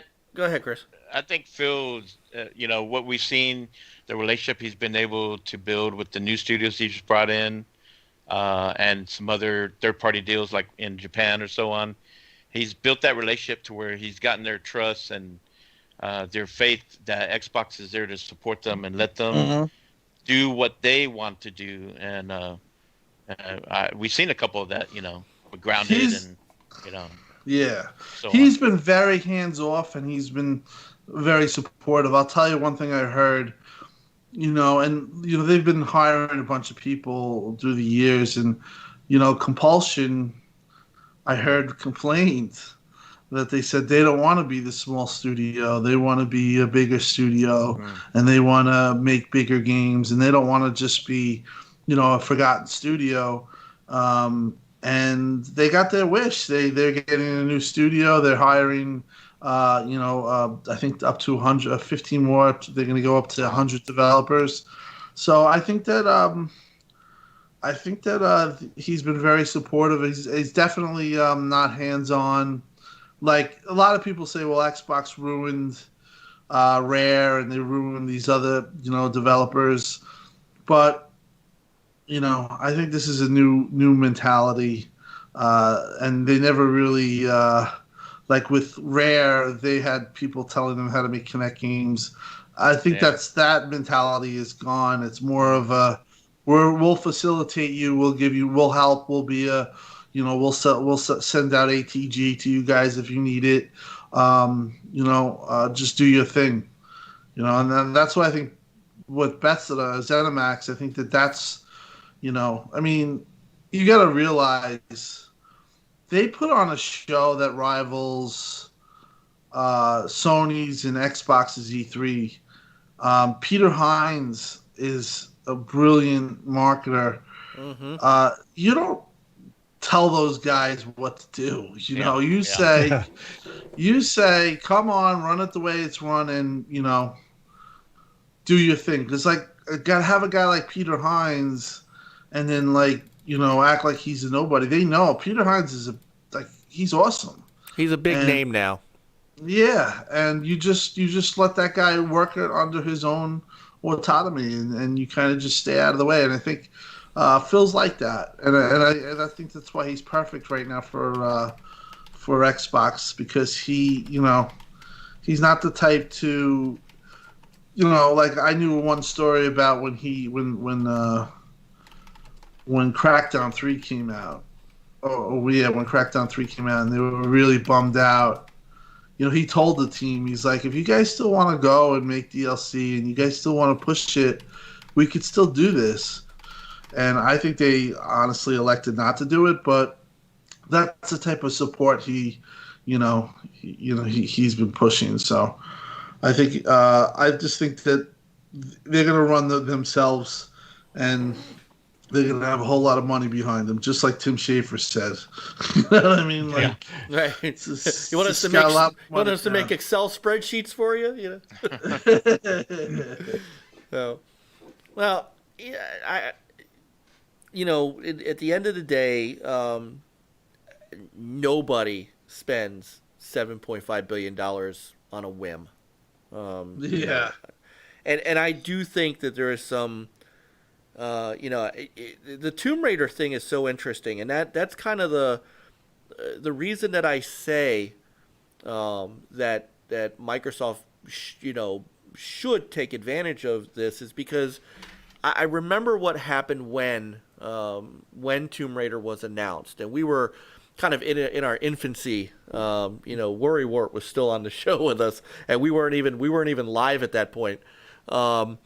And I remember that there were a lot of people that were on social media that were going, at the first they were going, Well, if I want to play Tomb Raider, I'm going to have to buy an Xbox. I don't want to, but that's where the game is, right? And Phil was doing his thing. This is one of the things I had pinged Phil on at the beginning because, Phil hasn't been perfect to me, but what he's doing now, of course, he's doing for the, greater gaming good. But I remember him, specifically, using the words, I'm not spending money for a game to go on my competitor's platform.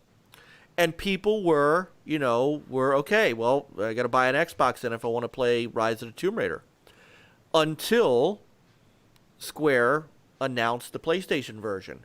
And then all of those people who were, reluctantly going to buy a PlayStation or buy one to get that game were like, well, okay, well, now just wait. Just wait. And I get that these are you're damn right I'm mad they took Snap away and Connect and HDMI in. Right. And I'm looking at this objectively. You buy, if you continue to put, let's say, the next Fallout 5, and you say this is going to be in Game Pass, and then 6 months to a year down the road, 6 months from now it will release on the PlayStation 5. All the folks who are not the multi-platform folks that we are, they're just going to wait. They're like, fine, I'll wait 6 months. They'll buy the game, and sure, Microsoft will get the money for the game, and that in and of itself, was the olden way of making revenue, but Microsoft is, for all, for better or for worse, they want you in the ecosystem. They want you, even if you're not a streamer, and this is what I think is the good thing about xCloud being part of Game Pass and not a separate service, is that if you don't want to use it, that's great. And in fact, if you don't want to play any Game Pass games, fine. But here you still have Xbox Live, and so you miss that revenue because your game is available elsewhere. Now they make something back on PC because you're buying Windows. These games aren't playing. And I love this argument that well, it's not exclusive. It's not exclusive. Okay, well, when you start to play these games on Linux, let me know. You still have to invest in a Microsoft infrastructure and a Microsoft ecosystem. So from a business standpoint, if you're just going to if you're just going to put Prey 2 in Game Pass, you're just going to put Elder Scrolls 6 in Game Pass, and then still put those games out on your competitor's platform, why did you spend $7.5 billion on that? Yeah. Just make a deal with them. I mean, exactly. Todd Howard is a friend of Microsoft. He always has been. It's not as though you can't go to him and go to whoever is running Zenimax and throw him some money and do some timed exclusives. Why buy the whole studio? So that's why I say that. It's got nothing to do with, whether I'm an Xbox guy or whatnot. It's a business. It's a business thing. It is straight up business. And it's funny. Go ahead, John. I know you look like you're about to. You can interrupt. No, I can't wait to talk about the pre-order dilemmas that I went through. I've got some great stories, man. All right. I think, Mike, you make a great point, though. I hate to say it. I kind of have that feeling that they're gonna do something stupid. Like what would the talk be if they had Elder Scrolls and then they show PlayStation just at the end of it? What would the talk be? Yeah. The talk would be, how did Microsoft screw this up? They would be like, why did they spend all that money if they're gonna? Yeah, it's. I think that either way they're gonna get criticism because then when they do say only on Xbox, either console, PC, or mobile, people are gonna go crazy. People are still gonna give talk. Either way, they're. But I think you really you run a danger by, not making he always said that. Phil always said, and like Mike says, Phil hasn't been perfect. Phil's definitely said things and went back on him, and Yeah. he's done some. He said some things, but listen, it's a business. Things change. Mindsets change, business change. But like, he remember when he was talking about games, he wanted to make Xbox gamers feel like, I think it was first class or whatever. He was talking about indies, or this was the thing. He wanted us to feel like we're the gamers that are getting everything, and that would fly by. Like, this is a perfect way to get people. You see how freaking Sony uses these year exclusives brilliantly. They get everyone to shut up. Everyone thinks do we have any idea, even though we do? But Final Fantasy VII, we still don't know if that game's coming to Xbox. I mean, there's still we can have an argument right now and say, oh, it is, it isn't.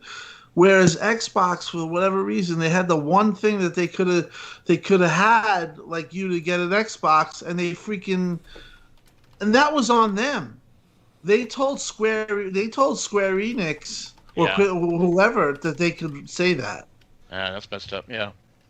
Why would you do that? I So know. it's like you can't. You got to be. Now you're dealing with something where it's $7.5 billion. If you're just going to make this a Game Pass play, offer them $900 million, and you'll have a Game Pass play. And guess what? Everyone and the games are going all over the place, and Zenimax has its own authority of itself. Now that you own them, you gotta bring people into your infrastructure. You got to bring people into your ecosystem, and you got to get people back. You're talking about you have an 8% share or a 15% share in UK, and last gen you were at 50. I mean, come on, you got to get people back. Yep, and people will buy not just in your infrastructure, but so look, I love how we talk about John in the third person like he's not here. But but John is a great example of so in the chat, Frankie said, why would you leave millions of dollars on the table? Not everybody is going to buy Game Pass. John does not like Game Pass. So he's going to buy Doom. He's going to buy Fallout. He's going to buy Wolfenstein.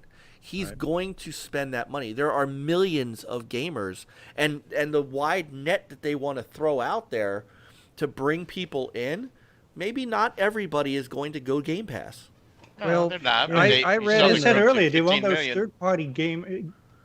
They want to sell those third-party games too. Yeah. I mean, I saw some polls on Twitter. It's like, basically ranking your system, what you're going to play on what, and it's like obviously every console is listed just for the exclusives, and then for third-party, Xbox Series X, because that's the one that's going to play the third party the best. So that's the console people pick. So, And where's the Game Pass numbers at now? About 15 million? 15 yeah, million. Growing. they had like, So immense gamers are growth. playing the way they want.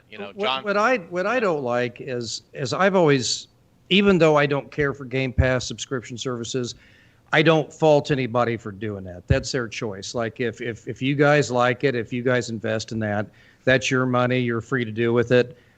I've got some things that I don't like. What I don't like is when someone says, "Okay, John, we'll go ahead and waste your money on paying full price on those games," because that makes me mad. Because these developers work hard for these games, and I'm seeing this new attitude now with Game Pass, and it's now when someone is forced to have to buy something or pay for, they're freaking out. It's like, good Lord.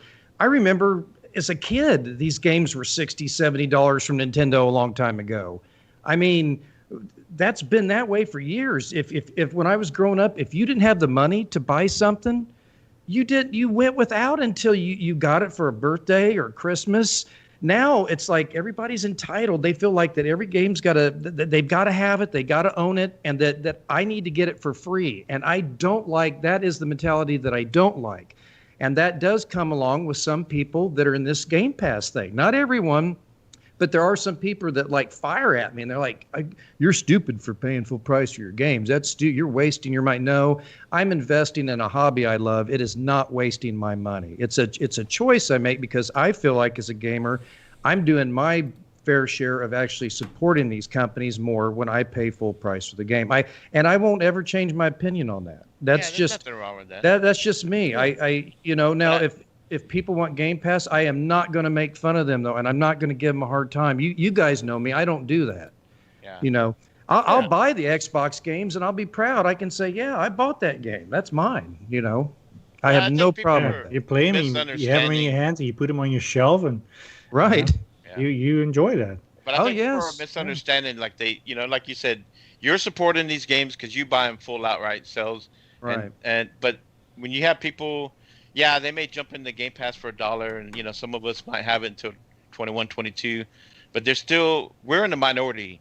The majority of people out there who are in Game Pass are paying $15 a month, and when you add that up, and you're at 15 million subscribers, and growing, people think that these studios, developers, are not making money out of that. Xbox negotiates with these studios, and they give them a good chunk of money, and then as time goes by and the engagement is up, then otherwise they wouldn't put their games in Game Pass. Exactly, right? And then also these studios want to make more money off microtransactions, DLC, so on, whatever, and they're seeing that also grow too, where people, I didn't spend $60 on this game, but I'm enjoying this game, and now I'm gonna go spend some money on this DLC stuff because it's I'm enjoying it. So there is growth there. I don't think some of these studios would even put their games in Game Pass if they didn't see that they were going to make money. And these games aren't there forever. They're there for about 3 months or so.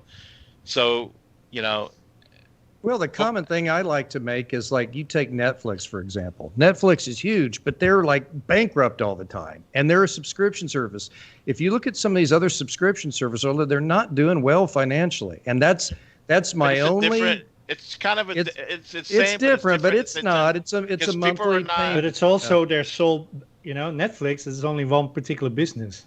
Right, but it reaches out. It's not so exclusive. It's not inclusive like the Game Pass is. Netflix reaches millions of people on all kinds of levels. So it is a subscription service, and they've been having money trouble. And that's why So I was thinking about this, and I did a little I could throw the calculator up, John. Oh no, the big Halo calculator. That's my favorite. No, I was thinking about this because 15 million subs right now, and pay not all of them right now are paying $15 a month. They're paying some are paying but let's say that half of those folks are paying full price. Just half. I'll just take 7 million.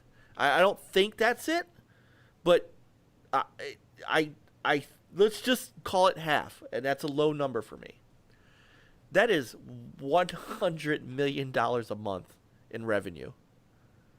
That is, I'm pretty sure that math is right. Hold on. Yeah, 70 million plus another 5. Yes, so $100 million a month in revenue, just if half of them are paying. So if the other half are pay, like Peter and I, who have our subscriptions until we die, and don't have to pay for it. Hopefully not. No. So and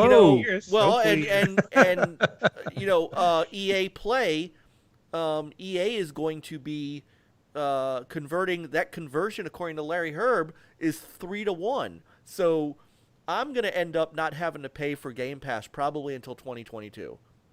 Now, Mike, I got a question. Yeah. If you all that revenue that come in, let's just say there's 100 or 150 games in Game Pass, whatever. You take all that revenue. Now, let's say they load up Game Pass. Now, what Tim said, something I agree with. There's a danger in putting these day one games on Game Pass. Let's say you load up all this. Let's say there's nothing but day one games. I know this is not feasible, but let's just say, so now you're taking that Game Pass money. It sounds like a lot, but then now you have to divvy it out between the 100 and 150 different games because it's getting split out. That's not all going to the developer. So what looks like a lot of money, all of a sudden, as it goes down to the system, gets dispersed out. Yeah, but you know what? They only put the base version in Game Pass. Right. You want the ultimate with all the bells and whistles. And guess what? Right. Now you get a 10% discount. Woo-hoo. But and it's not my thing. I just think there's an inherent danger of putting your day one games out there. There is nothing shame about buying your games. We've done No, this. not at all. No, Not at there's all. no, Like, there's nobody's no, saying there's that. no shame. But the thing is, like, if it doesn't make any business sense from Microsoft's standpoint, if they lose money, and there's no, Well, I think they're it not will going to do now that. with these studios. I think that they did this though, Peter, because they were in a different position. I think things are going to change in a few years, and I actually see Xbox maybe even moving away from Game Pass once they get the ball rolling. I think that they're going to go back to the way they were That's before. not gonna No, happen. I think what no. they're going to do that's is raise way the too much price. money. That's for Yeah, sure. they'll raise the price, but Yeah. but we are A year from now, and it's not say and it's $20. yeah, it's not That's because Microsoft is in a necessarily a place. The world is in a place. The you know the Luma and you know, I mean, Amazon just fired a long Amazon. shot. Oh, Amazon what just an fired a insult. long warning shot across the bow, and Yep. Amazon is not. Let's I think what happened was Amazon looked at Google and Stadia and laughed their ass off, and then took Yeah. everything Stadia was doing wrong and fixed it. And now Amazon is no small potatoes. Yeah, but And why so- would I buy a game from Amazon? They don't even follow my instructions. They leave packages on my front doorstep when I tell them not to, the idiots. I mean, if I can't trust them with my mail, how can I trust them with gaming purchases? Come on. Well, the old drone technology, man. Yeah, now they have a technology. drone. So, Well, now that John security brought up drone in your about, house. Look- did you bring up about pre-orders? well, I'm Oh, working we on gotta it. talk Yes, about we got to that. talk Yeah, about that's, it. But I do want to say this too. And it's the whole, somebody just said it. Now, I'm an IT guy, so I understand exactly what Chris Whitaker just said in the chat. He said SaaS is the future. Now, anybody who is in IT knows what SaaS stands for. It stands for Software as a Service. Microsoft has built their empire on SaaS. It's built their empire on Office 365, which is far and away their largest moneymaker in their company's history. And it's not slowing down at all. People are not, to give you a comparison, people are not in 5 or 6 years going to go back to buying Exchange servers for their Office. No. That ship has sailed. And in fact, Microsoft doesn't even make it easy for you to buy Microsoft Exchange, because trust me, we've tried. And so all we do now is when a server ages out and an Exchange server ages out, or a new client comes in and they're running some hokey mail system, we go right to Office 365, and that company pays $5 a month per mailbox, $15 a month per mailbox, and they get a copy of Office and Teams and all this stuff. Companies, Adobe Acrobat. You can't buy a copy of Adobe Acrobat anymore. It's all subscription. Everybody, you can't buy Everybody's an doing antivirus subscription. program anymore. You can't. It's not like the days where you could go out and buy Norton antivirus and throw it on your machine and you're good. They want to charge you, 20, Every 30, year. 40 They bucks want that revenue. a year. They want that revenue, and I think That's why I that- hate them. They all add up. Before you know it, you got 30 subscriptions you're paying for, and you don't even know it. Just automatic. Then you're looking at it, you're like, where's all my yeah. money going? That's the Yeah. downside to all of it, because Yeah. everybody's got a subscription. I mean, pretty soon McDonald's. You don't want to have to, you just pay them, $40 Well, bucks a month. Look at You Eat have all a the Big Macs subscription you to keep want. your I ain't cholesterol paying up. McDonald's $40 a month. No, look at Regal Cinemas and AMC Cinemas. We're doing the movie pass, where you spent, Nate was big into that. You spend $40 a month and you go see all the movies you want in the theater. Right. I mean, that stuff is where it's not that Microsoft is, and they're not. I mean, they are leading the way in the business space, but this is where the whole world is going. And you're right. It could, as long as they continue to give you what you want for your tastes. I know we as much as we tease you about it, it's the truth of the matter is that as long as they continue to give you, your experience, having the options out there is fantastic. And those who want those options can take those options. And those who don't, take the traditional route. And it is, if that's where everybody is happy in gaming, then the entire industry and gamers win. And that's the thing.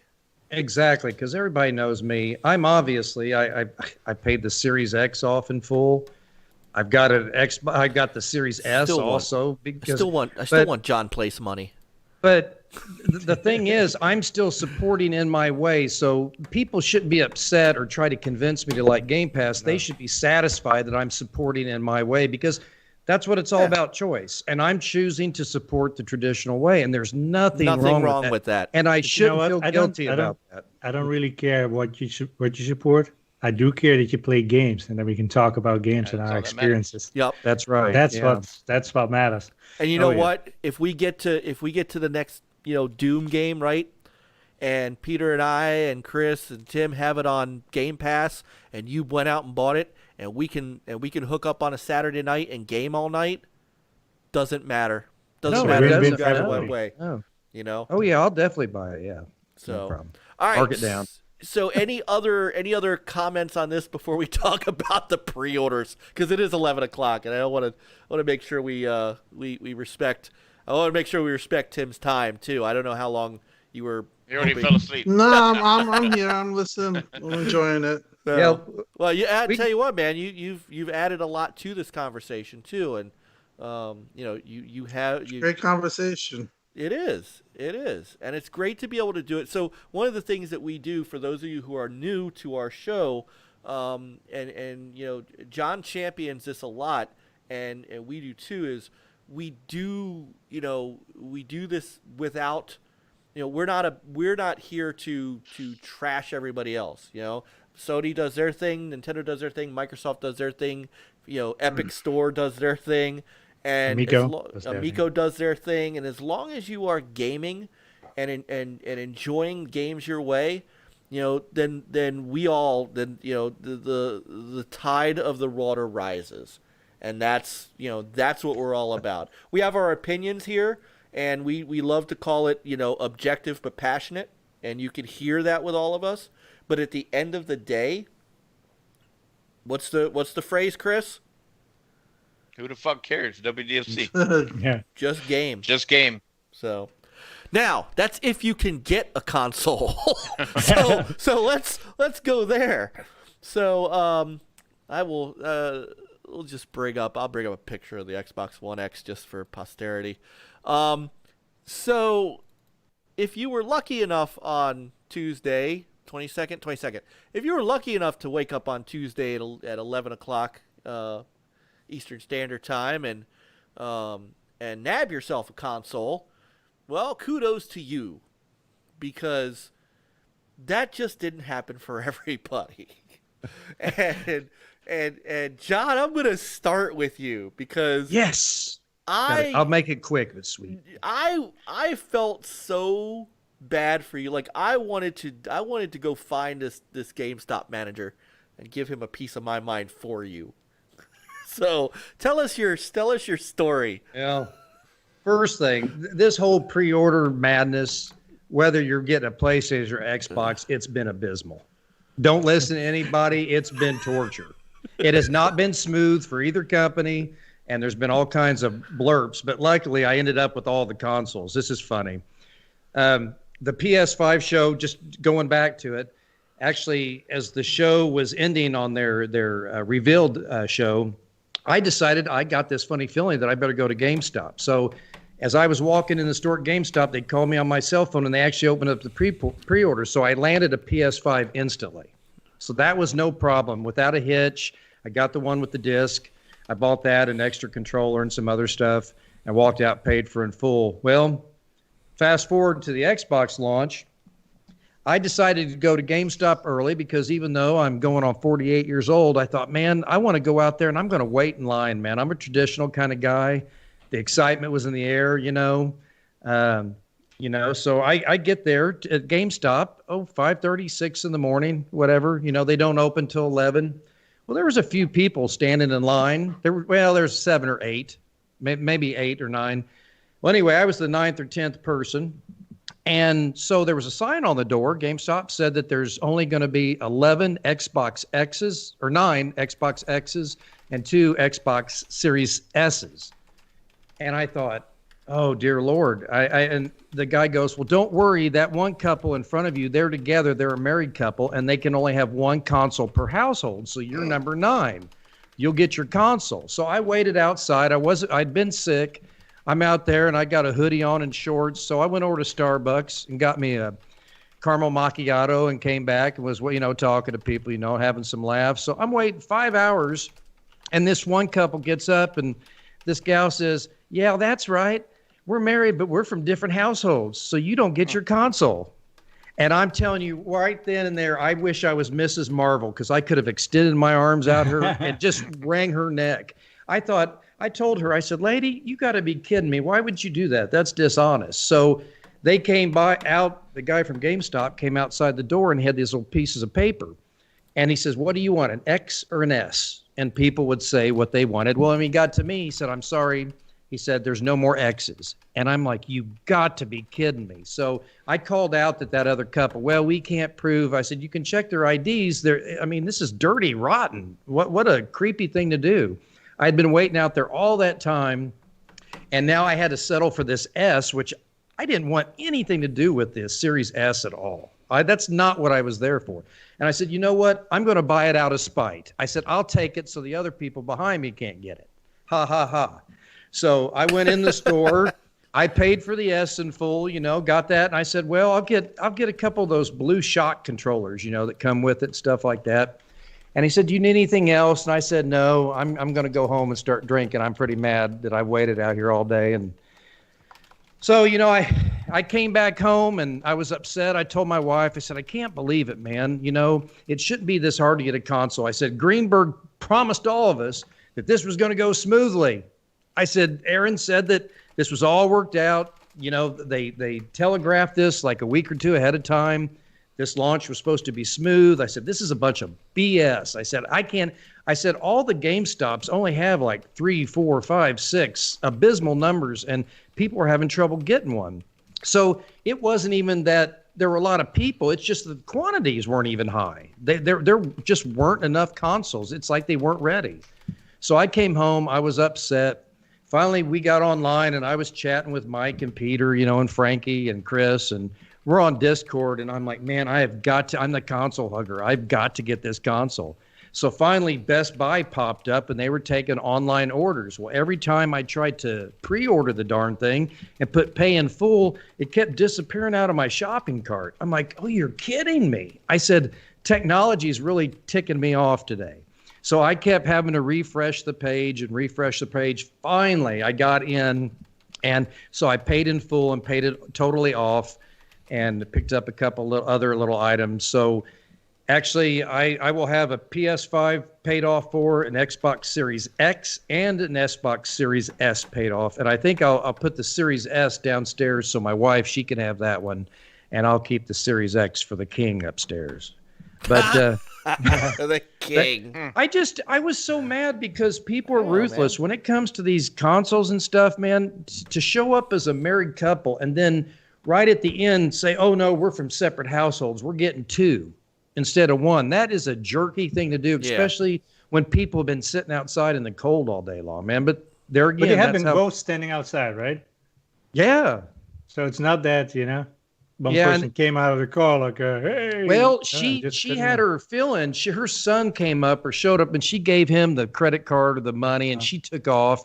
And left. So I was pretty mad about that. They did the little change-a-roo there, and everybody knew what was going on, and it just, I was so distraught. I said, I can't believe this. I have never, with both consoles, I have never, ever had this much trouble buying a console, ever.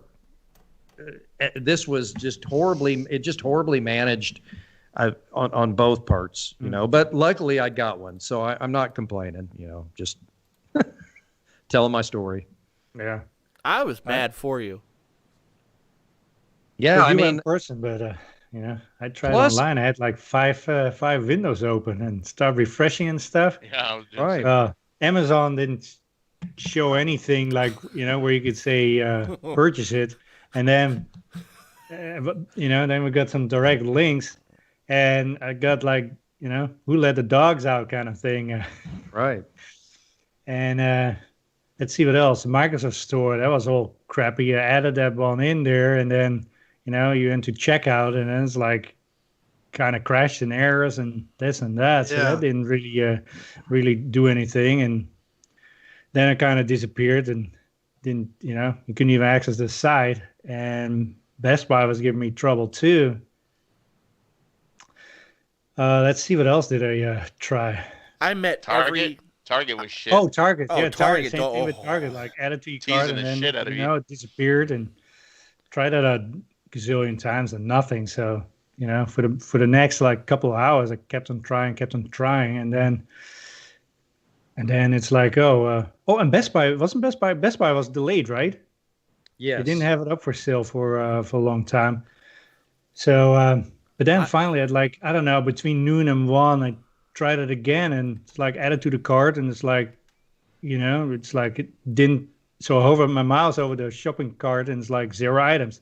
So I added again, like nothing. But then it said like, you already have it in your cart. So I clicked on the cart, and it was in there, and I tried to check it out, and had to do it a couple of times. It finally went through. And so Best Buy got my They were the big winner. got my business. But it's funny about the Microsoft one, because like Nate had the same thing. It's like, it's kept persisting in my cart, even though I logged on a different computer. It was still in the cart, but I couldn't do anything. And then Nate sent me a screenshot of his, but after that already lists like an order number. So basically your order kind of went through it, except not the payment. And but by that time, when I got my Best Buy, I canceled my Microsoft Store order, so my shopping basket will be empty. But Nate still got his after a gazillion hours later, and a friend of his got it like 11 hours later. I met every dog that Amazon has. Yeah, I saw that. I kept hitting add to cart, and it just kept saying, "Oh, look, this is Snarky, the dogs of Amazon. Yeah. Hey, this is Bilbo. Hey, this is You're Not Getting Shit Tonight." So that's why I posted. Everybody's like, "I got this, I got that, I got a rock, I got nothing." I saw that. Yeah. I mean, the problem was, I was limited to what I could do. So, part of the issue is I don't have John Place money. So I don't have $500 to slap down on this console. So the only way I was really going to do this was... You've got to get out there and shake a little, Mike. I was a stripper back in the day. I know. A few routines on the brass pole and a little private parties, and you got your money. I know. And a ring pop, too, while you're at it. And the ring pops. Oh, yeah. So anyway...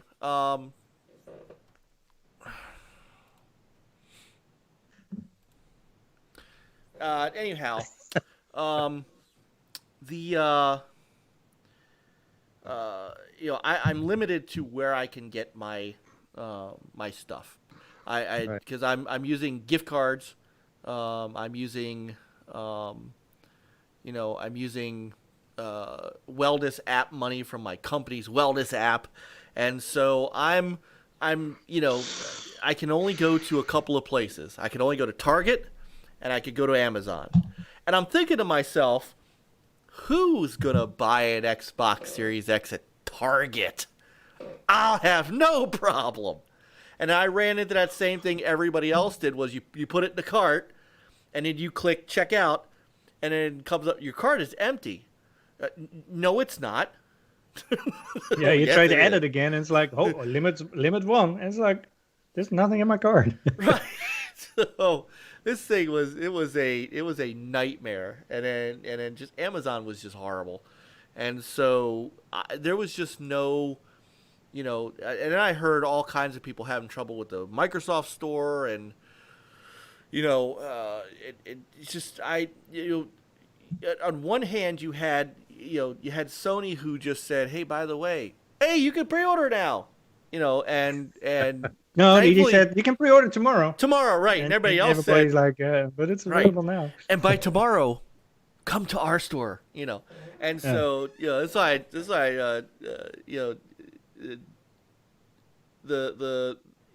last week I heard two stories on this. One was it was very frustrating for people who couldn't get, who were working, who, didn't watch the show, wasn't on Twitter that night, and they had no idea about pre-orders. And all of a sudden, the pre-orders were gone.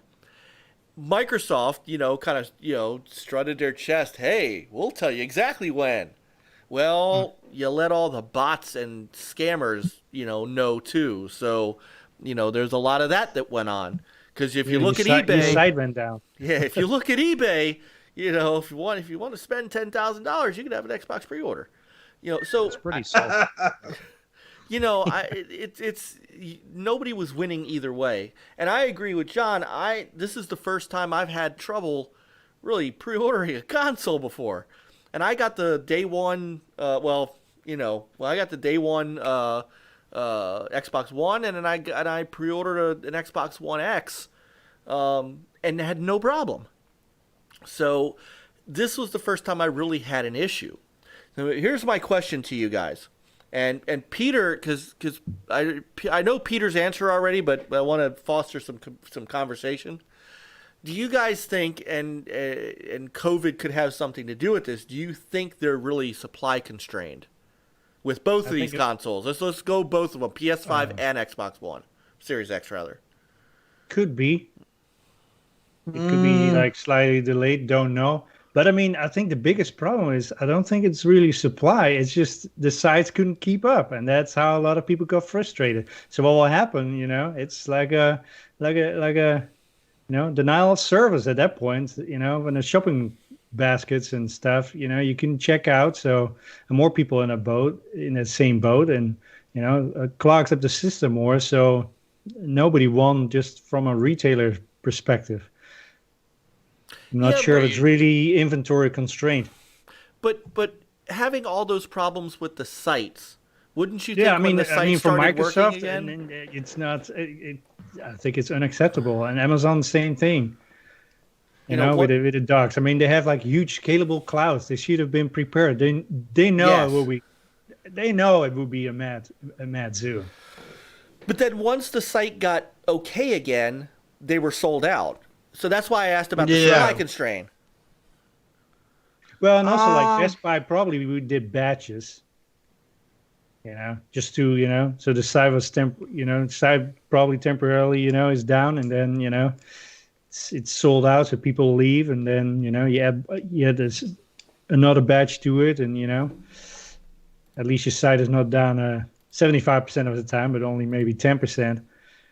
But yeah, still, I mean, to me, that was the unacceptable part. We know that those things were hot, PlayStation as well as Xboxes.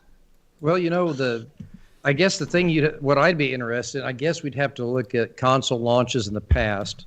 What I'd like to know is in previous generations where these consoles both take all the numbers that were purchased, like within the first 2 weeks in pre-orders. I'd like to see how many were purchased compared to how many are purchased this generation. I for one, without knowing other statistics and data, it's kind of hard to compare, because from what I've heard from like GameStops, like you went to GameStops around in my area and this store had 9, this store had 6, this store had 7. So that's like an abysmal number of consoles. I'm sorry, but when you have a console launch and you're a retailer like GameStop and you only have less than 10 consoles, something's not right. And you plan this ahead of time. How was it with the PS4 and Xbox One at GameStop? The PS4, I don't know, but I would be very interested in seeing like the What launch about Xbox? What about Xbox One? You probably got that one through GameStop, right? I got that both on day one, Peter. Yeah. Did they have a limited amount of number? Or I had no problem. In fact, when they announced it, I went in on launch day after work. I walked right into GameStop. I said, "Hey, I'm here to pre-order an Xbox One." He said, "Sure thing, buddy." And I paid. This was totally different. Like, I've never seen where they were putting such low numbers on the door of these stores. So I tend to believe that the quantity wasn't there. I don't think they were prepared, either company, for this. Yeah. I don't think the numbers are there. For whatever. You're probably right. I mean, we know for PlayStation they charter 60 huge planes to ship those things, like last minute. Right. So Right. Well, listen, Xbox, I don't know. I haven't heard anything, but maybe the same thing, or I don't know. Well, I think this is what I think is going on. I think couple of things. There is unprecedented demand for both these consoles. I think that they expected that, but I know that there was some reports on the yields of PlayStation 5 for the making of the chip, that they've had some issues. I believe that's true. I also believe that maybe Xbox also doesn't have the greatest, yield numbers as well. And that would definitely cut down on your consoles. As time goes on, those manufacturing, they get better and the numbers get better. But it's always something at the start of a generation that's not the best. So I do think the fact is that I think Sony and Microsoft, I don't know what the splits are, but I think Sony's not selling as many digital. I think they limited the digital SKU. But I think most people wanted the disc SKU. I think people were happy with the $499, believe it or not, which was surprising to me. But yeah, I do think that they're a little bit nervous, both of them, about how they're going to supply everything globally. You're not just dealing with one country. You're dealing with Sony is whatever, like 75 whatever regions, or how many, and Microsoft. Well, they split it, right? I think PlayStation is like the Americas, and then right, like 2 weeks later. But you have a Well, the PlayStation split, which is probably going to help them, but Xbox is going globally, and to have all those consoles ready, I think that they're probably holding back. They're conservative about it, but what usually happens is that we get these waves, and these waves will, if you follow certain guys like Wario on Twitter, if you instant notifications by him, you're gonna have chances to get these consoles again. I know there's a lot of people that still are looking and still pissed off that they don't have it. My experience was like yours. I went on, I had everything ready. I started up with the Microsoft Store. I'm going, and everything is like going well, and then this starts in like just slow as molasses. The page starts flickering, and then I'm 20 minutes in there, and it's saying I can't buy it. Luckily, I had an old page that I had just opened up in addition, and it was a different browser, and it kind of looked different, and I got everything going, but it took me to like 12:30 to secure the X because my email was wrong, a bunch of things were wrong. I couldn't ship it to my address. They're saying my address was no good. So then I tried to do it to my mom's address, and then that didn't work. Then they finally let me ship it to my own address, and then I got all that good. And then somebody in my DM said with the Best Buy that it said coming soon, or it said available, but when you clicked on it, it said try another time. So what you did is you just kept clicking it. Yeah. Like you flipped it. So I kept clicking it for like 3 minutes, and then I got in, and that's how I got my S. So I got my Xbox One S, Xbox Series X, Xbox Series S. I talked to my nephews. I was going to buy them the S's, but they're saying they want the X, and I said I can't do that. So then they said, well, just stick with mine and just give me cash. So I'm just going to give them like $150 each, but so that saved me a little bit of money. And now I just got to get the digital PS5, and I got to return a PS Pro and 3 Xbox or 2 Xbox Xbox One X's. So hopefully I get some money there. And I also bought that blue controller, that the Sega Blue. Yeah. Shock Nice. blue one. The Yeah, Sega I got Blue. I Sega just, Sonic one. I just love the way it looked, and I like the new D-pad.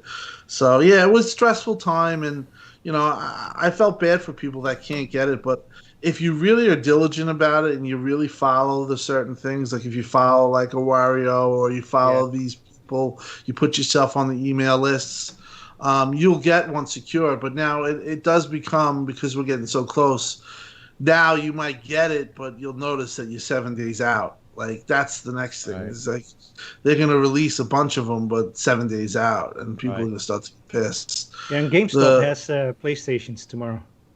In Today store you're as gonna- well as GameStop online.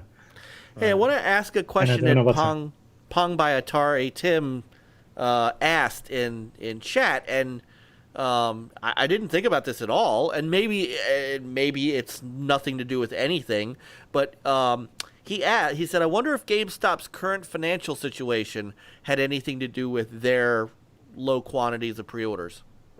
Could be. I mean, I don't know. I don't don't either. know. I As I was standing in line, there were guys, Mike. I showed up the first two guys at the door. I said, "Hey, how long did you two guys get here?" And he said, "Well, we've been here since 7:00 the night before." Damn. So, and as the line, we were waiting out. I was like number 9. Well, eventually the line got to maybe 20 at the most. That was it at this GameStop. But people were still coming by. And then when I was inside purchasing, my console, because I had to settle for the Series S at first, I thought, well, I'll go ahead and get this one because I didn't know if I was going to be able to get anything. So I was mad and I was paying for it. And I thought, well, I'll get this one anyway. And there were people coming in the store, hey, can I get an Xbox? They're like, no, you're too late. No, you're too late. But I can't ever remember a time when there was this, for whatever reason, you would think GameStop's still a pretty big retailer. A lot of people still go there, whether you love them or hate them. I still go there because it's convenient. You go in there. I like to get my games. It kind of has that old school feel of walking into a shop and getting your console. So I like that still. So I don't know. I don't know if it has to do with their financial. You would think that they would have the numbers they had were abysmal. I mean, 9 consoles on launch. That's it. That's like really low for a store. Yeah, I didn't get that either. Like, stuff is just online though. Yeah, and they think only that's had part of it. 16 PS5s on launch when I got my PS5. So both the Xbox Play still had low numbers. You would think they'd have at least 20, 25 consoles or something, maybe. I would think like 50. Yeah, really, maybe even to be that. honest. Yeah. I was very surprised at those numbers too. But I think maybe part of it's COVID, part of it's that we don't shop like that. The diehards do, like John, and there wasn't going to be a way that he wasn't going to get those consoles. But when you have 6, I mean, to be waiting, people were waiting at like 4 a.m. for consoles. I mean, that's rough, But yeah, just like I said, people who didn't get it, just be diligent. Next couple of days, PlayStation will go. You'll probably get it. I think that I don't know what they were thinking. I don't understand how big companies work. I think that sometimes maybe they get a little nervous that they can't, facilitate everything, and that's why they limit it. But you would think that they would be like ready to just freaking throw these things out and just have tons of them. But, I think definitely COVID probably, just everything probably slowed it down, and the yields probably weren't the best. I heard that even with the Xbox on there, when they did the hot chips, they talked about the yields not being great. And that would point to lesser amount of consoles being built. Because they want to get that, they want to get that manufacturing to the point where it's, I mean, in the Bloomberg article, they had Sony at 50%. That means that's crazy. Mm-hmm. But I do believe there's some truth to it. I don't know if that's the exact numbers, but I do think that it's probably for both, and both probably I don't think that it's like I was told. They're both going to sell. They're both going to sell out. The real battle for who's going to do well is in 2021, because people are the diehards and everyone is just going to flock to buy 2 consoles, 3 consoles, and some.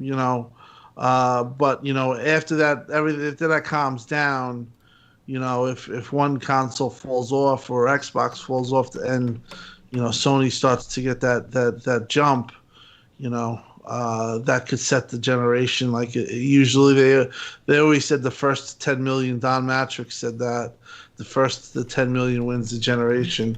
But I mean, listen, I think anybody who really realistically looks at it, Sony has the advantage. They're gonna win just based on global brand awareness. Xbox has to do better in their market, North America.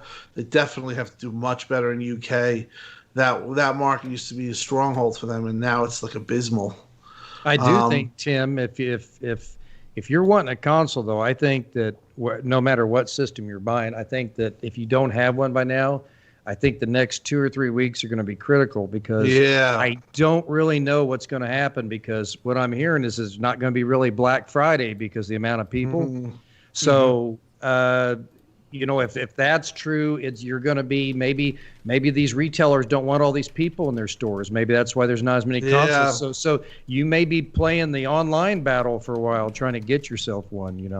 Yeah, I think like I said, I just hope that everyone gets it day one, because it's gonna suck if you have like a diehard, and we have a lot of like imagine like clowns not getting it and having to see us all play it.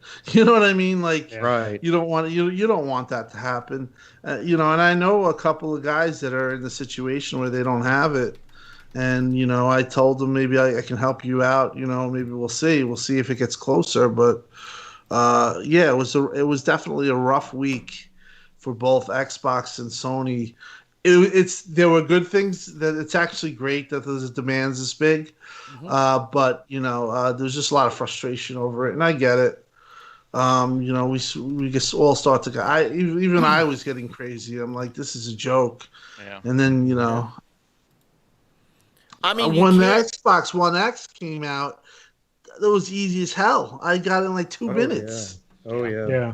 Yeah. I mean, look. You can't deny. I mean, the Series X is still right now at this moment sitting at number 2 best-selling in video games on Amazon. I mean, the only thing that's outselling it right now is, as it always does with consoles, a $10 PlayStation gift card. So, but gift cards always. I mean, gift cards always are the top seller. They're always the top sellers on Amazon. They always have been. So for 2 days out of not being able to even pre-order the damn thing, for the Xbox Series X to still be sitting at number 2 is impressive. That's an impressive feat. But it would be. I had an opportunity that came my way, and I can't capitalize on that opportunity, so thank you, John, for that super chat. Peter's got to read it. Techno Fabulous says, great show, guys. Love that techno guy. Yeah, love that techno guy. Techno guy. So, Pong Soul, thank you so much for that comment, and I hope you'll be back. And look, hey, for those of you who are here, yes, tonight is an Xbox night, because come on, they created the largest news of the week. Before we go, Peter's gonna do a little humble bundle for those of you PC folks who need something. And then next week, when we get back, we'll talk about, of course, something in the news. But we do some retro. I've got a retro segment that I'll sit on for next week. Futuristic racers, going all the way back to F-Zero. Chris does a phenomenal Game Pass segment, and John does some really cool stuff with both PSVR, and I think you, sir, are going to be doing I'll let you say it next week. Actually, I went to that Super Mario 3D Brothers trilogy. I'm kind of wanting to do like, maybe Peter can do it with me. I was kind of wanting to do maybe like a 3-part series and break down each game. I've already got a total review written up for the 64 version. I just need to get some video footage of that. And also I don't think we got tonight. Maybe I can do it next week.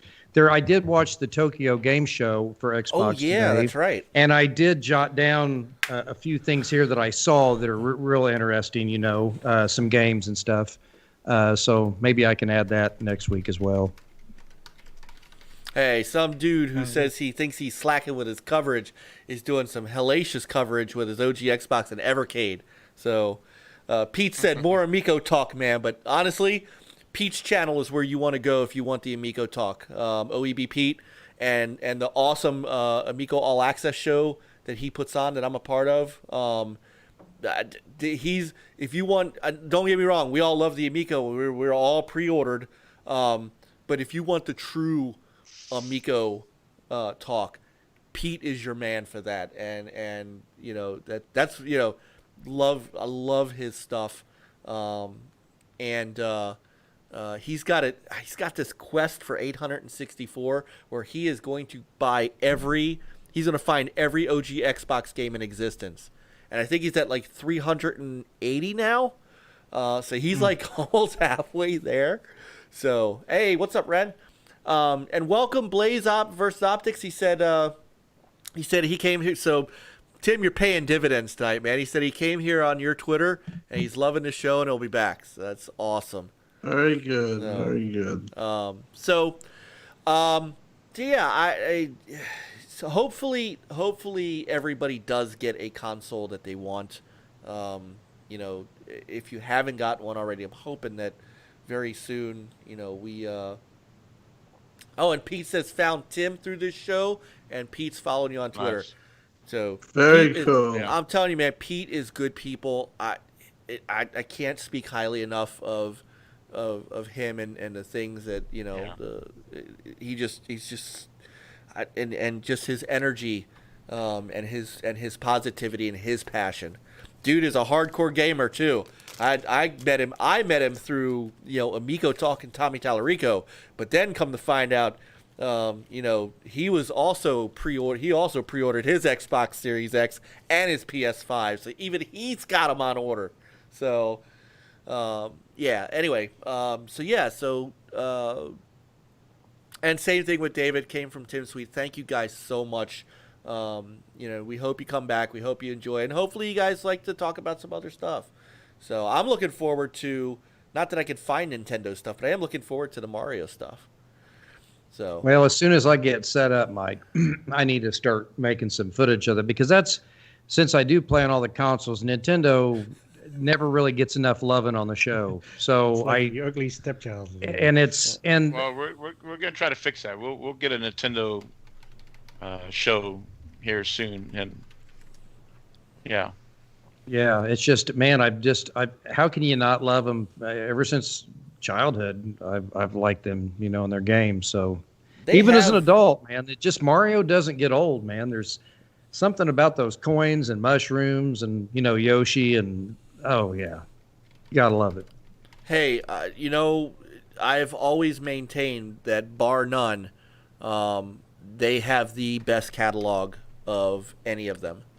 Yes, Naughty Dog and Coalition and these guys, we got some god tier developers out there, but no one's got the catalog that Nintendo has. Nobody does. Sega, back when Sega was actually, Sega. Right. But nobody's got what Nintendo's got. So, yeah, I'm very anxious to hear, and I might get my son Seth down here too, because that's his passion right now is Mario.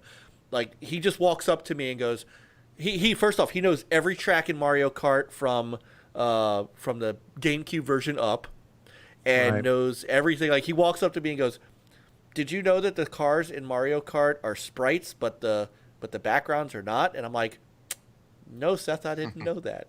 So, he is so laser focused on Mario right now. I think he'd love to hear your retrospective on it. I tell you what, I can't wait to talk about it, but I'll say this. If you're primarily on Xbox or PlayStation, like I said, if you're ever hitting a rut in your gaming, we all do. We get times where we get bored. You know, you just want to do something different, man. Nintendo is a great secondary or third console to have because it just takes me back. I was playing the Nintendo 64 and for some reason, it's just a feel-good game, and I was having fun, quality game, you know. And great handheld. It's a good change of pace. I mean, just have fun with with the young ones, and Exactly. always love me some Mario and Zelda. So, real quick, my pre-order experience.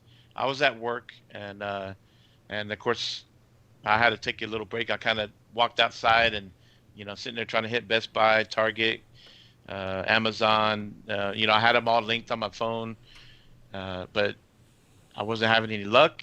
Same thing with Target. I get in there, started to put my name and everything, and then all of a sudden nothing's not in the cart. So I kind of I got to get back in and get back to work, and I was starting to give up. And then all of a sudden I said, let me go to Amazon real quick, because they weren't showing anything like Best Buy. And so as soon as I clicked in, and all of a sudden it was there, pre-order. I clicked it, boom, got it. So, yeah, I got real lucky, and I do feel bad for a lot of others who weren't able to get it. But I hate you all. Yeah. But hey, at you least you weren't didn't getting order one by anyway. You were accident supposed to an get one. Xbox One X. That's true. Oh my God. There we go. Thanks, Look at OEB. that. Pete. Oh, Pete, go ahead. Turning Peter. the loft Pete, to a brother. great bunch of gamers. Peace and love. But Tim, I guess you missed it in chat. De Niro said that he thought you already had your pre-order through Phil, and that you should have. You shouldn't have had to worry about that. I'm disappointed in Phil. He didn't, I thought he would come to your house, bring it to you. Yeah, right. How come all these other influencers get it, but not Tim? How come Tim didn't get his? I don't. I actually rather not get that stuff. I'm not. I don't do YouTube and stuff like that. And believe me, I don't want that. It's like one time I had an argument, and I had an argument with one of the guys that was played with Microsoft. This is back when 2017. I'm like, there's nothing you can do. What could you do? Give me a shirt, give me this or that. I don't care. I'm always going to speak my mind. Mm-hmm. I'm always going to, I'll never let, that type of treatment, sway me. It's about what I play in my living room. That's more important to me than a fan fest or, or whatever. They can never hold that stuff over my head. So, and I've gotten stuff in the past. I've went to a lot of E3s, and I've been very fortunate in that regard. But I don't need any of that stuff. The only guy that I wish would, I miss is the Xbox addict. I remember. Yeah, he would have loved this. Oh yeah. He's one person that deserved everything. Sad that he passed, but he was very sad. Pretty much the most passionate. I was good friends with him. I remember when he was, we used to talk when he was in the hospital. He had some health some health issues, but it was never like when he passed. I had no idea. Like I didn't think it was that bad, but he was a great guy. I wish he could see this gen though. It would have been nice for him to. He would have been super excited. He would have had everything. Mm-hmm. He would have had, He's was a wonderful person, great Xbox fan, and. Yeah, guys like that and people, do good. They deserve it. Yeah, it was awesome what Rare did he's in the game and Sea of Thieves, and you can go visit his tribute with the book. Yeah, it's great. And I thought that was a really nice touch. Yeah. Yeah, and they had planned that for a while. I think Xbox Pope was involved with it. He made this thing, and it was a nice thing that they did. Yeah, it really was. It really was. So, all right, man, we are rocking and rolling. 3 hours. We're still 3 hours, and yet I am. you know, we're still over 40 strong in the chat, and you know, we always talk about, you know, how much the chat room means to us, how much our friends mean to us, and man, tonight has been one of those nights that make me glad that we do this. You know, and look, I'd say, you know, for transparency, you know, who knows who was going to come in here, you know, because they knew Tim was on tonight, and you know, who knows what was gonna make their way in the chat room, but I got to tell you, every single person who is in there tonight, all the new people, all the people who came over because they saw him tweet, I mean, the conversation in the chat room has been absolutely phenomenal, and I just, you know, I can't speak highly enough of it. Yep, De Niro's guy, here it is. Mike's the Mike. I may as well make a segment out of this. Mike's sentimental moment, but it really does. It really does. It means a lot to us because, you know, each one of us spends this time every week. You know, OBS and setting all this up and getting everybody together, and then we all come on here. And John, hold up your pad for a second. I gotta tell you something. I know everybody makes fun of me. This is what I call the pad of power. These are show notes that I make each week. I go through and I actually do a lot of research on different topics. In fact, I've got notes for 2, 3, 4 shows ahead of time. So I do spend a lot of it on my show. And remember, I'm not a pretty face. I mean, it takes me a while to get, you know, the makeup right and the lighting right in the room, everything. So it's not just about coming on. You know, you guys know you got to be ready. You know, I even squirt a little smell good on before the show. My wife's like, why do you put on cologne? You're a nerd. And I said, yeah, and I love it. Yeah. Spoken like a true stripper. That's Where's right. the glitter, sir? Where's the glitter? No. But you know, that makes it. But that kind of thing, you know, and then we get on here and we talk, we have a good time. But just to watch the chat follow us and they, you know, the whole night, respectful to each other, you know, respectful about the conversations. You know, no one rolled in here console warring. No one rolled in here trying to be a fanboy. And I think I speak for all of us when I say that we appreciate that so much, because at the end of the day, we enjoy gaming no matter what you're gaming on. And like I said, next week, you're going to see, for those of you who come back and check us out again, John's going to have some Nintendo. Chris is going to have some Game Pass. We're going to figure out what Peter's going to have, but we're going to do the Humble Bundle real quick. And I'm going to have a retro segment. And so we're going to give you some different content, stuff that we didn't talk about tonight. You know, because we had a ton of things to talk about, and Tim, this was like a perfect week to have you on. You know, we talked about it. I'm like, you know, how could it be any? I was like, as soon as this news broke about Bethesda, I went right to Peter, Chris, and John and said, all right, guess who I got to go. Guess who I got to go ask. I got to go get. I got to go get Tim. This is the awesome week for it. Show. So. Really good show, really good input. Good talk. Really good, smart, you know. Everyone was great. You know, I'm just happy that we just had a really good show, and definitely come on again. And, you know, it was a really nice show, and you guys are great. You know, you're real hardcore gamers. You love the industry, and, you know, I've known you for a while, and I got respect for all of you, you know, just good people, just gamers that just make the industry a special place, you know what I mean? Because if guys like us weren't around, people wouldn't like gaming as much, I think. I think we're the ones that just, you know, kind of push gaming just because of our passion and how much, you know, we put gaming, you know, pretty much it's our favorite medium, you know, it's our favorite thing to do, you know, and it's just great that video games have still doing its thing, you know what I mean? Yep. We're all a little bit older, but, you know, this is how, you know, we grew up and we're still gaming. To think, you know, I'm 44 and I'm gaming is a great thing in a way.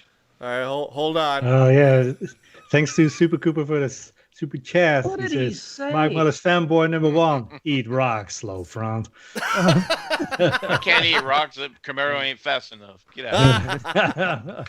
No. And yeah, I mean, I think we are. I think we are. You know, look, we're holding it down. You know, we are trying to. You know, look, we're all over our 40s. I am well aware that these companies kind of, you know, they're looking towards the future and they're looking towards the younger and they're looking towards the bigger. But, you know, we still have our place in this industry. You know, we still have our place playing games. You know what scares me, Mike? They're making games for the future. The people that are eating Tide Pods and licking ice cream cartons. I don't know, man. Love you, Pete. And I wanted to read this one because this, I mean, Tim said, if I have a crappy day, NLG always makes me forget about it. Thanks to all of you guys. Much appreciated. Thank you, Tim. Well, that's what we're here for. We're here to enjoy and share this passion for gaming together. And, you know, I can't ask for a better group of friends here. And it's awesome to have you here, Tim. You know, like I said, you know, I followed you for a while. Enjoy, just what you do, and just being part of the gaming community. I think over time we've all been here for a while, and I think we're at a good place. We're all fostering a good, positive gaming environment nowadays. Yes. Great podcasts have come out since back then, and can't ask for a better group of guys in gaming community. Nate. Nate's late. Yeah, you can't turn it off. He just got here. He was watching earlier. He was. So, all right. So, but we're not getting out of here before Peter does his humble bundle. Since we still got 42 people here, we're gonna. So, for those of you who are PC Master Race, we've got something for you. Let me bring up the image. And I know it's late, but if you could throw the Game Pass in there, because it's a real quick slide. I didn't put no gameplay or anything. If you can, everybody's cool with that. Shoot, because it does kind of fit with this show here. What was I doing? You're bringing up the PC Master Race stuff. Yeah, but you said what? I'm sorry. What was I doing with Game Pass? Oh, no. I emailed you a Game Pass slide. Oh shoot! To the NLG Outlook. All right. While Peter's talking about, but on the Discord, I should have. All right. While Peter's talking about his humble bundle for the month, I will go get that. Hang on. Thank you. All right. Let's bring this up. Humble choice. And yes. For September is. Oh, look! And it even came up right. Oh, such a nice. So here's the humble bundle for September. It's Golf with Your Friends, the Scatty Pack DLC and OST. It's a fun little golf game, miniature golf, always fun. I've played it on the Xbox. The physics are not always 100%, but it's still fun playing with your friends. So. Then we also have Generation Zero, which is an action adventure game. It's a 1980 Sweden, and the local population has gone missing. Machines of unknown origin roam the streets. So you explore this vast open world and to unravel the mystery of the invaders. Perfect your fighting strategies and prepare to strike back. In Generation Zero, living is winning. Then the other game that we have is Forager. It's an action indie adventure game. It's a 2D open world inspired by exploration, farming, and crafting games such as Stardew Valley, Zelda, and Terraria. And we also have Vampire the Masquerade, Galleries of New York. It's a narrative experience. Oh, it's an indie. It's a good indie game. It's a narrative experience set in the rich universe of Vampire the Masquerade 5th edition. It represents the struggle for power between two vampiric factions. The second one's coming out soon too.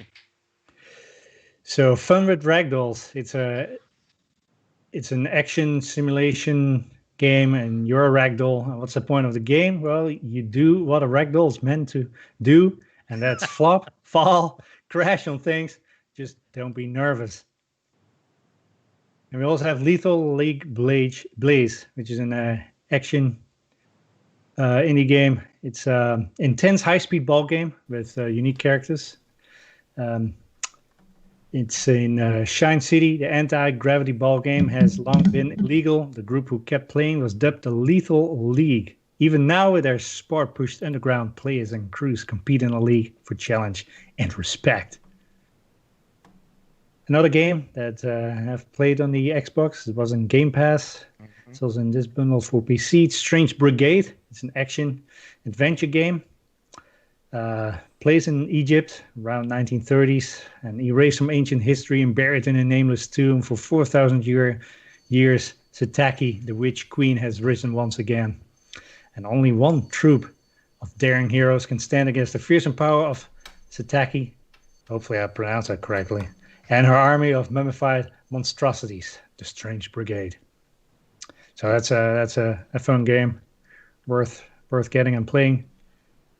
Evil Land Legendary Edition. It's an action indie adventure. It's a journey through the history of action adventure gaming, allowing you to unlock new technologies, gameplay systems, and graphic upgrades as you progress through the game. It's inspired by many cult series that have left their mark in the RPG video game culture. Evil Land takes you from monochrome to full 3D graphics and from active time battles to real-time boss fights, all with plenty of humor and references to many classic games. Another cute indie adventure game is Yooka-Laylee and the Impossible Lair. It's a 2D platformer, some of the key creative talent behind Donkey Kong Country. So if you like Nintendo, you might like this game too. This game is with their arch nemesis, capital B, up to no good. The buddy duo needs to spring into action once again to save the day. To thwart this evil plan of using a hive mind device to enslave an entire kingdom of bees, our heroes need to take the fight. To capital B's Impossible Lair, things look tough, but with your help of Queen Phoebe and a royal battalion, Yuka and Lily might just have a chance. Let's see, last but not least. Oh, actually, I have three more. Catherine Classic. It's an adventure puzzle and explore the pleasures and horrors of love as Vincent, a man with a hard choice to make. Marry his longtime girlfriend, Catherine, or move on to the incredible blonde he just woke up next to, named Catherine. But beware, make the wrong choice, and you could end up dead. Delving into themes of free will and the delicate nature of relationships and the choice we make. And we also have The Occupation, an indie adventure. Your role is to uncover evidence as a journalist by sneaking through restricted areas and questioning people on their actions through a series of one-on-one interviews. All this takes place in a detailed, system-driven world where people will react to your actions and where time is your biggest enemy.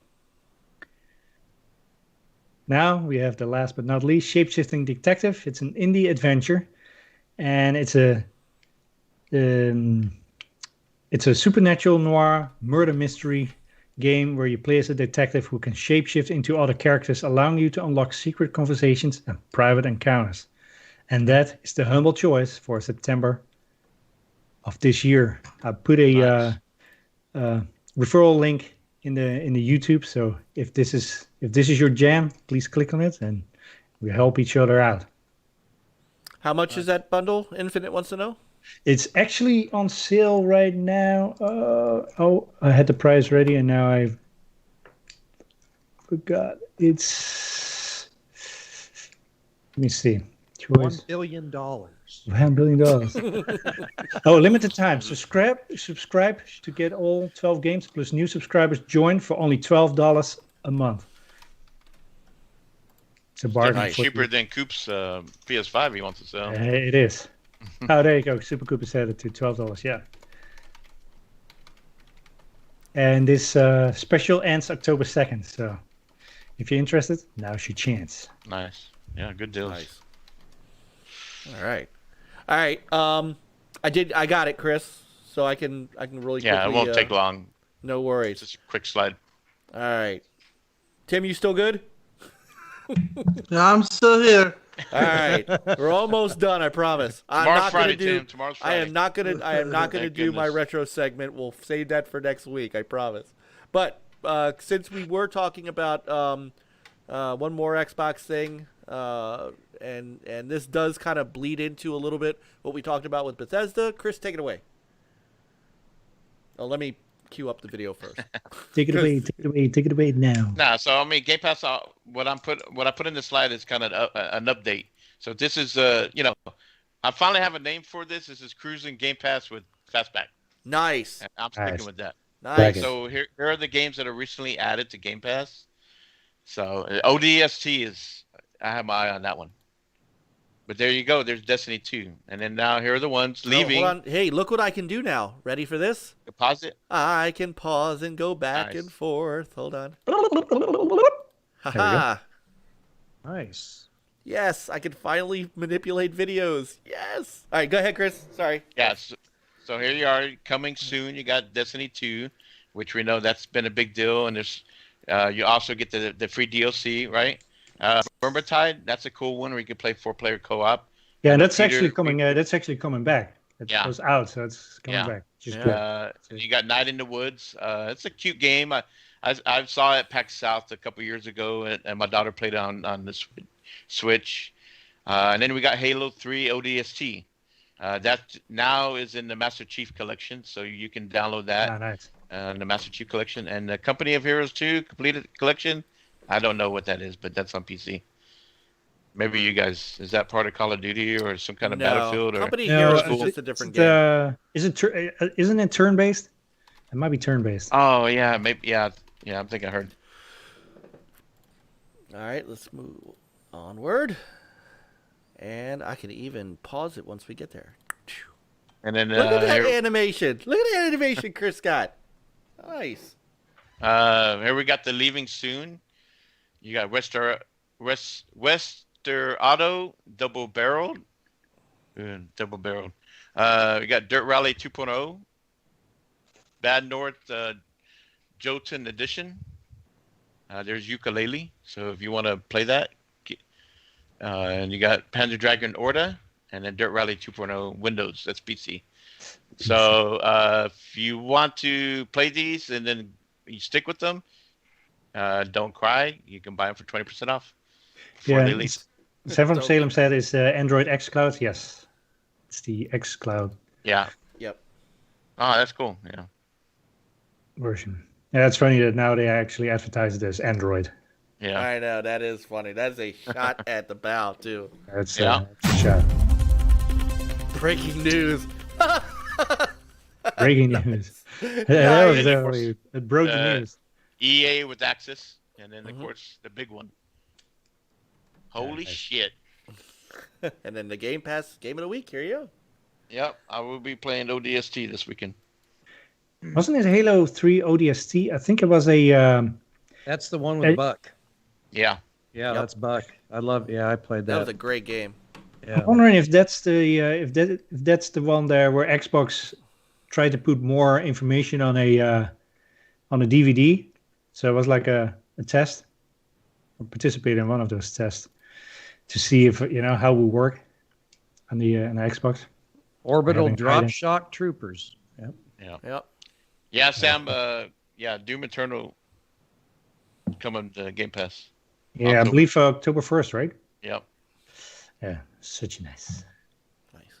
So just the value of Game Pass for me, just growing and growing. Love it. Mm-hmm. So stay tuned in the future. I'm trying to work on the nice layout and setup. I talked to Mike about it, so I can start doing some of the streaming, some games from Game Pass. So stay tuned. Stay tuned. Yeah. All right. Oh,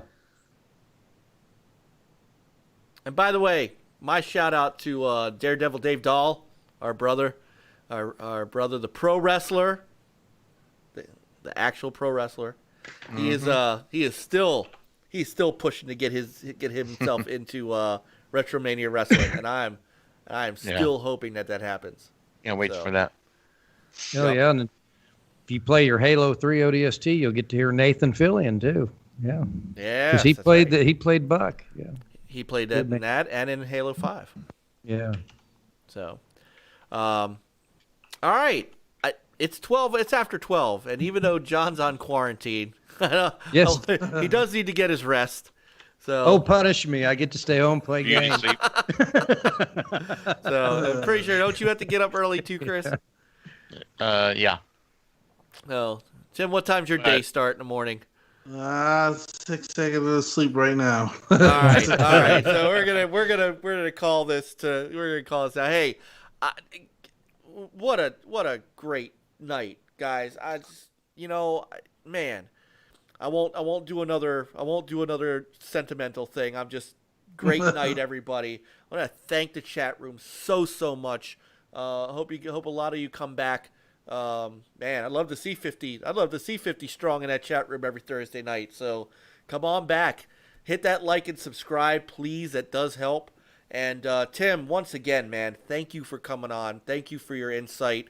I one of the other things that I was really looking forward to is you really honestly are a wealth of knowledge, and you are a wealth of Xbox knowledge. And as well, you are a gamer that is looking at everything, talking about PS5 and stuff like that, and doing it right. And it's good for people to hear that. They get to hear that on TXR, and I'm glad that our folks and our friends here got a chance to hear it too. And guys like Pete who are following you now because they got a chance to hear what you're really honestly all about, and that's awesome. So you are welcome anytime you want. That open seat anytime. Definitely. You like. So awesome show. Thanks for having me on. Great panel. Just ton of knowledge here and really great production value. A lot of information for gamers. Humble Bundle and the Game Pass stuff is great. Outlines. Just very happy, and I'll be back. All right. Awesome. We'll hold you to it. And we'll see you on TXR. All right. So don't forget, folks, speaking of that, our Gamers United Guild has content for you all the time. Pete left the chat room, but tomorrow night is PM in the PM with Pete and Michael Garvey. When are you and Super and Coop and Indy doing the next Indie show, Chris? Which is that this Saturday or next Saturday? I think the following. All right, so a couple Saturdays from now, Indie Gamer, another, and he's asleep by now. And Coop and Chris on Saturday, a couple of weeks from now, and then Sunday we have the Amico All Access show at 8 o'clock that leads right into the best Xbox talk on the internet with TXR Podcast that Tim's a part of, and Invader and Shockley and Megatron and Jeremy and just a great crew. That takes you to Tuesday, which you have 4 Guys with Quarters in the afternoon, and then Retro Renegades, one of the funniest shows you'll ever watch, in the evening, and then we'll see you back here Thursday night, 9 p.m. Eastern Standard Time.